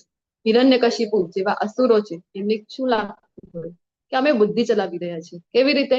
બ્રહ્માજી પાસે તપસ્યા કરે, બ્રહ્માજીને પ્રસન્ન કરે અને માગી શું? અમરત્વ. શું કામ? તો બસ બીજાને હેરાન કરવું છે. અમરત્વ માગે. બ્રહ્માજી પોતે અમર નથી. ગોલોક ચાર્ટમાં આપણે જોઈ ગયા હતા કે ભૌતિક જગતમાં જે કંઈ પણ છે ઇન્ક્લુડિંગ બ્રહ્માજી બધું નાશ પામે છે. તો બ્રહ્માજી અમર નથી તો અમરત્વ કેવી રીતે આપે? તો એમને હિરણ્યકશિપુને એવું થયું કે ચાલો ને બુદ્ધિ લગાવી લઉં. કેવી રીતે લગાવું? તો ન કોઈ મને દિવસે મારે, ન રાત્રે મારે, ન કોઈ મને ઘરમાં મારે, ન ઘરની બહાર મારે, ન કોઈ મને 12 મહિના છે, 12 મહિનામાંથી એક પણ મહિનો ન હોવો જોઈએ કે જ્યારે કોઈ મને મારે. આ તમારી બનાવેલી જે 84 લાખ યોનિઓ છે ને બ્રહ્માજી, આ 84 લાખ યોનિઓમાંથી એક પણ એવું જીવ હોવું જોઈએ નહીં કે જે મને મારી શકે. આવી બુદ્ધિ ચલાવવાનો પ્રયત્ન કરેલો. શું થયું? કયા રૂપમાં આવ્યા ભગવાન? હરે કૃષ્ણ. નૃસિંહ રૂપમાં, નૃસિંહ ભગવાનના રૂપ. નરસિંહ રૂપમાં આવી ગયા. દિવસે નથી, રાત્રે નથી, તો સાંજનો સમય છે. પછી ક્યાંથી પણ પ્રકટ ન થાય એવું જયારે કીધું તો સ્તંભમાંથી જે પ્રકટ થયા છે. પછી બ્રહ્માજીની 84 લાખ યોનિઓમાંથી એક પણ નહીં. તો જયારે પ્રકટ થયા તો બ્રહ્માજી પણ વિચાર કરવા લાગ્યા, મારી પાસે તો 84 લાખ યોનિમાં તો આવું એક પણ જીવ નથી. અડધું શરીર અહીંયા જે નરનું છે, મનુષ્યનું છે, ને અડધું જે શરીર છે એ છે સિંહનું. પછી કીધું કે ઘરની અંદર નહીં, બહાર નહીં, તો ઉંબરામાં લઈ લીધું છે. જમીન ઉપર નહીં, આકાશમાં નહીં, તો પોતાની જંઘા ઉપર લઈ લીધું છે. કોઈ અસ્ત્રથી નહીં, કોઈ શસ્ત્રથી નહીં, તો કઈ વસ્તુથી ભગવાને સંહાર કરેલું છે? પોતાના નખથી. નખોથી ભગવાને એનું સંહાર કરેલું છે. 12 મહિનામાંથી એક પણ મહિનો નહીં. તો પછી ભગવાન પુરુષોત્તમ માસમાં પ્રકટ થાય છે. તો ભગવાન સામે કહેવાનું તાત્પર્ય એ જ છે કે ભગવાન સામે કોઈ પણ બુદ્ધિ ચલાવી શકે નહીં. ભગવાને જ આપેલી છે બુદ્ધિ આપણને. બધા શક્તિશાળી જે પુરુષો છે બધાને થાય કે હું ખૂબ શક્તિ છે મારામાં, તો કૃષ્ણની કૃપા છે જેના લીધે આ શક્તિ પ્રાપ્ત થઈ છે. પછી ધાર્મિક સિદ્ધાંતોની જે વિરુદ્ધ નથી એવું જાતીય જીવન પણ કૃષ્ણ કહી રહ્યા છે કે હું જ છું. તો હવે કેટલાક લોકો ભગવાન કૃષ્ણ વિશે કેમ નથી જાણી શકતા એ જણાવો. શું કામ? કૃષ્ણ છે એ જ પૂર્ણ પુરુષોત્તમ છે આવું જાણી નથી શકતા. અલગ અલગ જગ્યાએ પર શ્રદ્ધા હોય છે ઘણા લોકોની. કૃષ્ણને કેમ ભગવાન રૂપે નથી જાણી શકતા? લલિત કુમાર પ્રભુજી, હરે કૃષ્ણ. હરે કૃષ્ણ. એ ભૌતિક પ્રકૃતિના 3 ગુણોની જે માયા છે એ માયાના મોહમાં બધા હોય છે એટલે ભગવાનને ભૂલી જાય છે, તે જાણી નથી શકતા. હરે કૃષ્ણ. હરે કૃષ્ણ. એક્ઝેક્ટલી પ્રભુજી, ખૂબ સરસ. તો માયાદેવી છે 3 ગુણો જે છે પ્રકૃતિના, એના કારણે આપણે કૃષ્ણને જાણી શકતા નથી. તું જાણી લે કે સર્વભાવ, પછી તે સત્વગુણી હોય, રજોગુણી હોય કે તમોગુણી હોય, તે બધા જ મારી શક્તિ દ્વારા પ્રકટ થયેલા છે. એક રીતે હું સર્વ કંઈ છું પરંતુ સ્વતંત્ર છું. હું ભૌતિક પ્રકૃતિના ગુણોને આધીન નથી, બલ્કે તેઓ મારે આધીન છે. મયા અધ્યક્ષેણ પ્રકૃતિ સૂયતે તચરાચર. કૃષ્ણ કહે છે કે આ જે પ્રકૃતિ છે મારી અધ્યક્ષતા હેઠળ કામ કરે છે. આ જે ભૌતિક પ્રકૃતિ છે, આપણે બધા આ ભૌતિક પ્રકૃતિના આધીન છીએ. એને માયાદેવી પણ કહેવામાં આવે છે પ્રકૃતિને. આપણે બધા માયાદેવીના આધીન છીએ, પરંતુ કૃષ્ણ છે એ માયાના સ્વામી છે અને નિયંતા છે. તો 3 ગુણો કયા કયા? સત્વ, રજસ અને તમસ દ્વારા મોહ પામેલું આ સમગ્ર જગત ગુણાતીત તથા અવિનાશી એવા મને જાણતું નથી. કૃષ્ણ કેવા છે? ગુણાતીત છે. ગુણોથી, 3 ગુણોથી જે પર હોય એને કહેવાય છે ગુણાતીત. અને અવિનાશી છે તો એમને આપણે નથી જાણી શકતા. શું કામ? કારણ કે આ 3 ગુણમાં આપણે બધા ફસાયેલા છીએ, એના કારણે આપણે જાણી શકતા નથી. તો આપણને એવું થાય કે હા, કારણ તો ખબર પડી ગયું, કૃષ્ણના શરણે અમે નથી આવી શકતા. શું કામ? તો આ માયાદેવી છે એ કારણ છે. તો કારણ તો ખબર પડી ગયું, પણ હવે બહાર નીકળવાનો તો કોઈ રસ્તો બતાવો. તો એટલે કૃષ્ણ કહે છે હા, રસ્તો છે બહાર નીકળવાનો. કયો રસ્તો છે ભગવાન? તો કૃષ્ણ કહે છે દેવી એષા ગુણમયી મમ માયા દુરત્યયા મામ એવ યે પ્રપદ્યન્તે માયામેતામ તરંતિ તે. કે હા, ભગવાન કહે છે કે આ જે ભૌતિક પ્રકૃતિના 3 ગુણોની બનેલી જે માયાદેવી છે ને એને જીતવી અત્યંત દુષ્કર છે. કૃષ્ણ પોતે કહે છે કે આ જે માયાદેવી છે એને જીતવું ખૂબ દુષ્કર છે, ખૂબ અઘરું છે.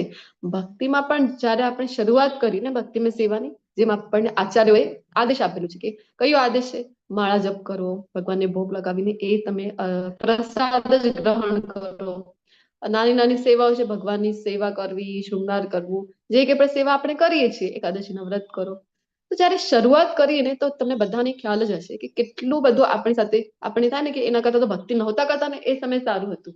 અત્યારે કેટલી બધી ડિફિકલ્ટી થઈ રહી છે ભક્તિમાં, નવા નવા આવીએ ને ત્યારે બધાને ઓલમોસ્ટ આવી સમસ્યા થાય. મંગળા આરતી સૌથી મોટી સમસ્યા તો એ જ વાતમાં થતી હોય છે કે બ્રહ્મ મુહૂર્તમાં ઉઠવો એ તો આપણને ખૂબ અઘરું લાગે. શું કામ? કારણ કે આજકાલ જે મુજબનું રૂટીન છે, ગઈકાલે જે ચર્ચા કરતા હતા, ભગવાન કહે છે યુક્ત આહાર વિહારસ્ય, એવું તો કઈ રહેલું જ નથી આપણું. લેટ નાઇટ સુતા હોઈએ છીએ તો પછી અઘરું પડે કે આપણે બ્રહ્મ મુહૂર્તમાં ઉઠીએ. પરંતુ આપણામાંથી જ કેટલા બધા ભક્તો છે એ રોજ મંગળા આરતીમાં ઓનલાઈન અટેન્ડ કરે છે, કેટલા બધા ભક્તો પોતાની મેળે ઘરે કરતા હોય છે. તો ખૂબ શરૂઆતમાં ડિફિકલ્ટી આવી છે. શું કામ? કારણ કે જયારે ભક્તિમાં આવ્યા છીએ ને તો ત્યારે માયાદેવીની સમક્ષ આપણે શસ્ત્રો ઉપાડી લીધા છે. પ્રભુપાદજી એવું કહે છે. તો આ માયાદેવીને તો પરાસ્ત કરવી ખૂબ અઘરું છે, કૃષ્ણ પોતે કહી રહ્યા છે. પરંતુ હા, એક રસ્તો છે. કયો રસ્તો? તો મામ એવ યે પ્રપદ્યન્તે, મારી શરણે જો આવી જાય, પ્રપદ્યન્તે પ્રપન્નમ, વારંવાર ભગવાન આપણને કહે છે કે કૃષ્ણની શરણ જો આપણે લઈ લઈએ તો પછી તો આ માયાને તરવી સરળ બની જાય છે. કારણ કે કૃષ્ણ માયાના સ્વામી છે. ધારો કે કોઈના ઘરે ગયા છે, આપણે કોઈના ઘરે પેટ ડોગ છે, પાળેલું કૂતરો છે, અને આપણે જઈએ ને એ આપણા ઉપર ભોંકે, બાર્કિંગ કરે તો આપણે હેરાન થઈ જાય ને, ડર લાગે આપણને કૂતરાથી. તો શું કરીએ આપણે? કે ધારો કે કોઈ પટેલજી નો આ કૂતરો છે તો આપણે કહીએ ને, પટેલજી જરા જોવો ને તમારા કૂતરાને. તો પછી એ આવે ને પોતાના કૂતરાને કહે પછી એ ટોમી કીપ ક્વાઇટ, બેસી જા, હેરાન નહીં કરતો. તો પછી આપણે સરળતાથી અંદર એના ઘરમાં જઈ શકાય. તો એમ દે જ્યારે આપણે ભગવાનની શરણમાં આવીએ છીએ, માયાદેવી આપણને હેરાન કરે છે, પરંતુ કૃષ્ણ જયારે આદેશ આપે છે કે માયાદેવી હેરાન નહીં કરતી, આ મારો ભક્ત છે, તો પછી માયાદેવી હેરાન કરવાનું બંધ કરી દે. સમય લાગે છે, શરણાગતિની લેવલ કૃષ્ણ આપણી જુએ છે, પરીક્ષા પણ થોડીક લે છે, પરંતુ અવશ્ય કૃષ્ણ પોતે અહીંયા આપણને એશ્યોરન્સ આપે છે ને કે માયાને તમે સહેલાઈથી પાર કરી શકશો, મારી શરણાગતિ સ્વીકારો. તો આપણને એવું થાય કે હવે રસ્તો તો બતાવી દીધો. જે પહેલા અડચણ હતી એ ખબર પડી ગઈ. અડચણ એ હતી કે માયાદેવીના કારણે કૃષ્ણના શરણે નથી જઈ શકતા, કૃષ્ણને સમજી નથી શકતા. પછી કૃષ્ણ રસ્તો પણ બતાવી દીધો છે, મામેવ યે પ્રપદ્યન્તે, મારી શરણે આવી જાઓ, સરળતાથી પાર કરી શકશો. તો બધા જ આવી જતા હશે ને કૃષ્ણની શરણમાં. આપણને એવું થાય. તો કૃષ્ણ કહે છે કે ના ના, 4 પ્રકારના નમૂનાઓ છે જે મારી શરણે નથી આવતા. કયા છે ભગવાન? તો ભગવાન કહે છે કે નમામ તો કૃતિ નો મૂઢા પ્રપદ્યન્તે નરાધમા માયયા અપરત જ્ઞાના આસુરમ ભાવ માશ્રિતમ. કે જે તદ્દન મૂર્ખ છે મનુષ્યમાં. મૂર્ખ એટલે આ મનુષ્ય દેહ મળ્યું છે પરંતુ ભગવાનની ભક્તિમાં વિતાવતા નથી. શું કામ? સમય ક્યાં છે અમારી પાસે? કેટલું બધું કામ છે અમને. અને આપ જોવા જઈએ આપણે તો મોબાઈલમાં તો કેટલા કલાકો આપણે વિતાવતા હોઈએ છીએ, પરંતુ ભક્તિ માટે કોઈ ક્લાસ અટેન્ડ કરવા માટે ટાઈમ નથી મારી પાસે. અને આજકાલ જે નીકળ્યા છે શોર્ટ્સ, યુટ્યુબ ઉપર શોર્ટ્સ અથવા ઇન્સ્ટાગ્રામની જે રીલ્સ હોય છે, તો આપણને એવું થાય કે એક જ મિનિટમાં અમે જોઈ રહ્યા છીએ, પરંતુ એક મિનિટ કરતા કરતા કેટલા કલાકો આપણા નીકળી જાય એટલે આપણને ખબર પડતી નથી. હરે કૃષ્ણ, જસ્ટ અ મોમેન્ટ, થોડોક બેકગ્રાઉન્ડ નોઇઝ છે. કોઈ કીર્તન 2 મિનિટ લઈ શકશો? હરે કૃષ્ણ.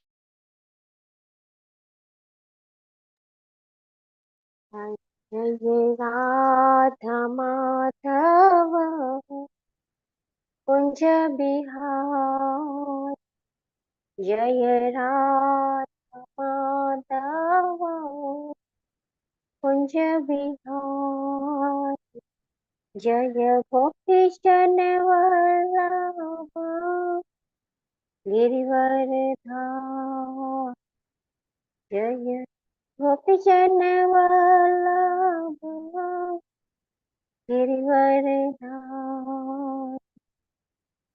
યશોદાનંદન વ્રજ જન રંજન, યશોદાનંદન વ્રજ જન રંજન, યમુના તીર વનચાર, યમુના તીર વનચાર, જય રાધા માધવ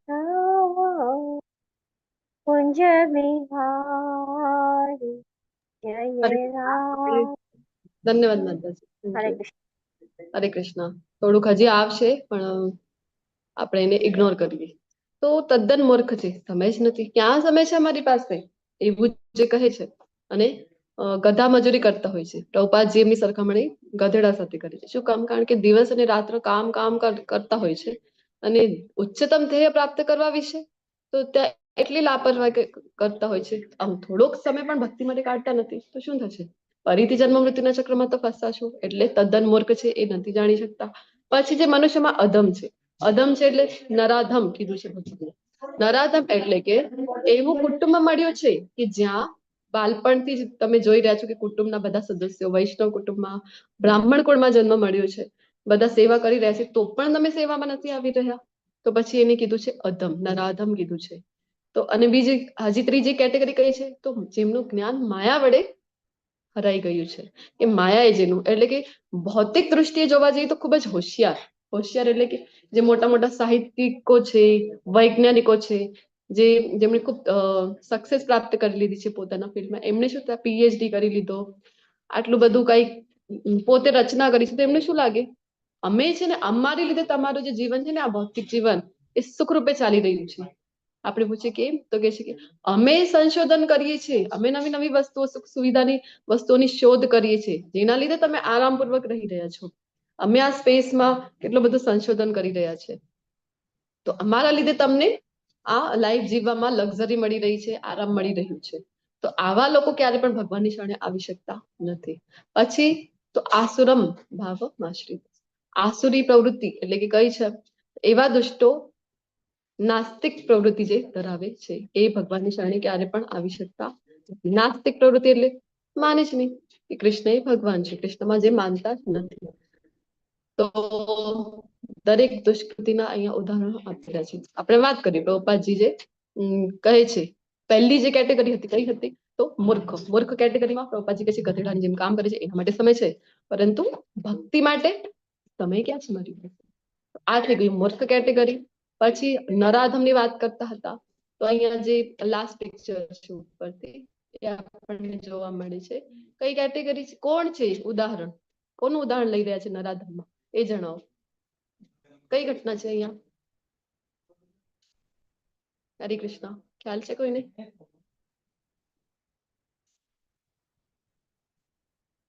હરે જય કૃષ્ણ. માધવની. હા, જગાઈ અને માધાઈ બ્રાહ્મણ કુળમાં જન્મ હતું, પરંતુ બધા જ દુષ્કૃત્યો કરતા હતા.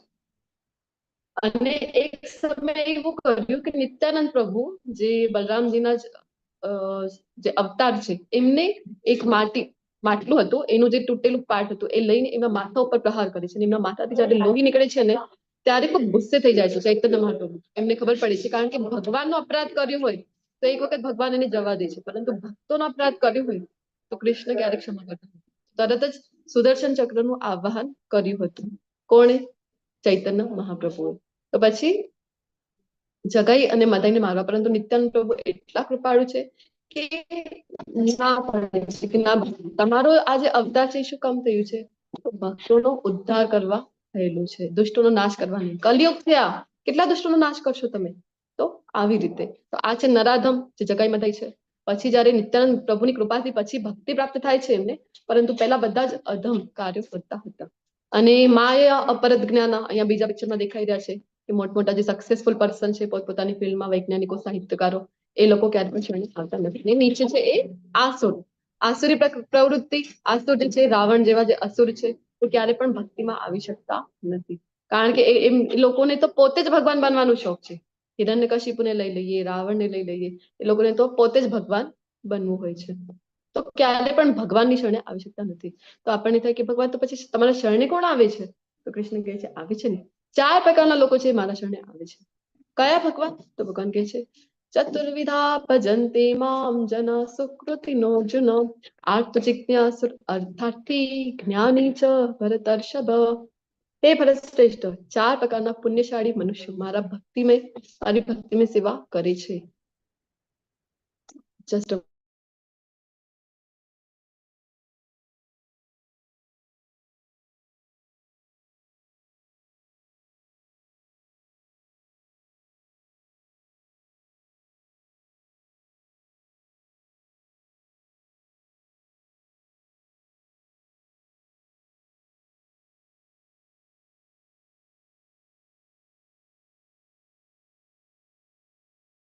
હરે કૃષ્ણ. તો કયા કયા છે? તો ભગવાન કહે છે કે એક તો આર્ત, એટલે કે અને જે 4 કેટેગરી આવી રહી છે એટલે ભગવાન શું કહે છે? સુકૃતિ જન. સુકૃતિ એટલે શું? તો પુણ્ય કર્મ. પુણ્ય કર્મ 2 પ્રકારની સુકૃતિ હોય છે, એક જ્ઞાત અને એક અજ્ઞાત. તો જ્ઞાત સુકૃતિ એટલે કઈ છે? તો આપણને ખબર છે કે આ સારું કાર્ય છે, પુણ્ય કાર્ય છે, અને આપણે કરતા હોઈએ તો એ થઈ ગઈ જ્ઞાત સુકૃતિ. અને એક હોય છે અજ્ઞાત સુકૃતિ, ખબર નથી આપણને કે આ કરવું સારું છે પરંતુ કરીએ તો એને કહેવાય છે અજ્ઞાત સુકૃતિ. તો ધારો કે કોઈ ભક્તોનો સંગ જઈ રહ્યો છે અને ભક્તો આપણને પૂછી રહ્યા છે, એમને એડ્રેસ કોઈ ખબર નથી કે અમને મંદિરે જવું છે તો કઈ બાજુ જઈએ, અને આપણે બતાવી દઈએ એમને કે હા અહીંયાથી તમે સીધા જાઓ અને પછી રાઈટમાં વળી જજો. તો એ ભક્તો કહે ને કે થેન્ક યુ, હરે કૃષ્ણ. તો આવી રીતે જે થઈ ગઈ એ અજ્ઞાત સુકૃતિ આપણી પાસે થઈ ગઈ. અને આપણે પણ જો આપણા તરફથી કોઈની સુકૃતિ એડ કરાવવા ઈચ્છતા હોય તો આપણે પણ જેમ ગૃહિણીઓ છે તો આપણી જ હાથમાં છે કે ભોજન બનાવીને કૃષ્ણને અર્પણ કરીને પ્રસાદ બની જાય તો બધા ભોજનમાં મિક્સ કરી દઈએ. આવું પ્રસાદ જ્યારે બધાને ખવડાવીએ તો એ બની જાય છે બધા માટે એક અજ્ઞાત સુકૃતિ. એમને ખબર નથી કે પ્રસાદ છે, પરંતુ જ્યારે આરોગતા હોય ત્યારે કહે કે વાહ કેટલું સરસ છે આ જે પ્રસાદ છે, તો પણ એમને સુકૃતિ મળી જાય છે. તો આવી રીતે ભગવાન કહે છે કે મારા શરણે આવે છે ને, ભલે ને પોતાના મતલબ માટે આવે તો પણ કૃષ્ણ કેટલા દયાળુ છે. કૃષ્ણ એને કહે છે સુકૃતિવાન છે, પુણ્યવાન છે. દુઃખ આપ્યું, દુઃખમાં આપણે કોને યાદ આવે? દુઃખમાં આપણને દુઃખમાં તરત જ ભગવાન યાદ આવી જાય. હે દ્વારિકાધીશ, જો તો ખરા મારી હાલત કેવી છે, તમે નહીં કરો, તમે તો જગતના પાલક છો, તમે મારી મદદ નહીં કરો તો કોણ કરશે? દ્વારિકાધીશ થોડી તો મદદ કરો, થોડી તો કૃપા દ્રષ્ટિ કરો. તરત જ કૃષ્ણના શરણે જઈએ અને જેમ દુઃખ ગાયબ તો કૃષ્ણને પણ ભૂલી જવાય છે. જનરલી આવું થતું હોય છે કે દુઃખમાં કૃષ્ણ યાદ આવે તો પણ કૃષ્ણ કહે છે કે ના, દુઃખમાં તો અલગ અલગ જગ્યાએ ભટકી જવાના ઘણા કહેવાય ને કે ઘણા બધા ત્યાં વિકલ્પો છે, પરંતુ એ છોડીને મને યાદ કરે છે ને તો સુકૃતિવાન છે. પછી બીજી કેટેગરી છે તો અર્થાર્થી, ધન માટે. ધન માટે મોસ્ટલી બધા કૃષ્ણ પાસે જાય, કૃષ્ણની શરણે જાય. શું કામ? તમે લક્ષ્મીના સ્વામી છો, લક્ષ્મીના પતિ છો. તો જે લક્ષ્મીજી છે એમને કહો ને કે પોતાનું જે પાલવ છે થોડુંક આમ આમ ઝાટકી દે તો અમારા ઉપર તો ધનની વર્ષા થઈ જશે. તો આવી રીતે ભગવાનની શરણે જાય, કંઈક પ્રાપ્ત કરવાની જિજ્ઞાસા છે, મને આ મળી જાય, મારું મકાન થઈ જાય, ધન પ્રાપ્તિ થઈ જાય, કેરિયર સેટ થઈ જાય. તો અર્થાર્થી કંઈક ને કંઈક તમને જોઈએ છે, એના માટે ગયા છો કૃષ્ણના શરણે, તો પણ કૃષ્ણ કહે છે કે સુકૃતિવાન છો. જિજ્ઞાસુ, કઈ જાણવાની ઈચ્છા છે કે ના મને જાણવું છે કે કૃષ્ણ કોણ છે, અથવા તો આ ભગવદ ગીતાના વર્ગો ચાલે છે એ બધા કે આટલું સવારનું ટાઈમ અહીંયા પાડવીને વર્ગો અટેન્ડ કરવા માટે રેગ્યુલરલી આવી રહ્યા છે, બધા કેમ વારંવાર અટેન્ડ કરી રહ્યા છે, મને પણ જાણવું છે. તો જાણવા માટે આવે, તો જાણવા માટે આવે જ્યારે જોઈ કે બધા ભક્તો અહીંયા બેસીને માળા જપ કરી રહ્યા છે તો એ પણ જિજ્ઞાસા માટે કરે છે કે આવું કેમ બીડ બેગમાં હાથ નાખીએ પ્લાસ્ટરની જેમ હાથ કરીને જપ કરતા હોય છે, મને જાણવું છે. તો જાણવાની ઈચ્છાથી પણ આવ્યા છો તો પણ કૃષ્ણ કહે છે કે પુણ્યવાન છો. પછી ચોથી કેટેગરી છે જ્ઞાની. જ્ઞાની છે એ વાસ્તવમાં જ્ઞાનની શોધમાં આવ્યા છે કે ના, આ પરમ સત્ય કોણ છે એને જાણવું છે, મારે મારા જીવનનો ઉદ્દેશ્ય શું છે એ મારે જાણવું છે. તો આ થઈ ગઈ જ્ઞાની કેટેગરી. દરેક સુકૃતિના ઉદાહરણો છે. પહેલું કયું ઉદાહરણ છે જણાવો?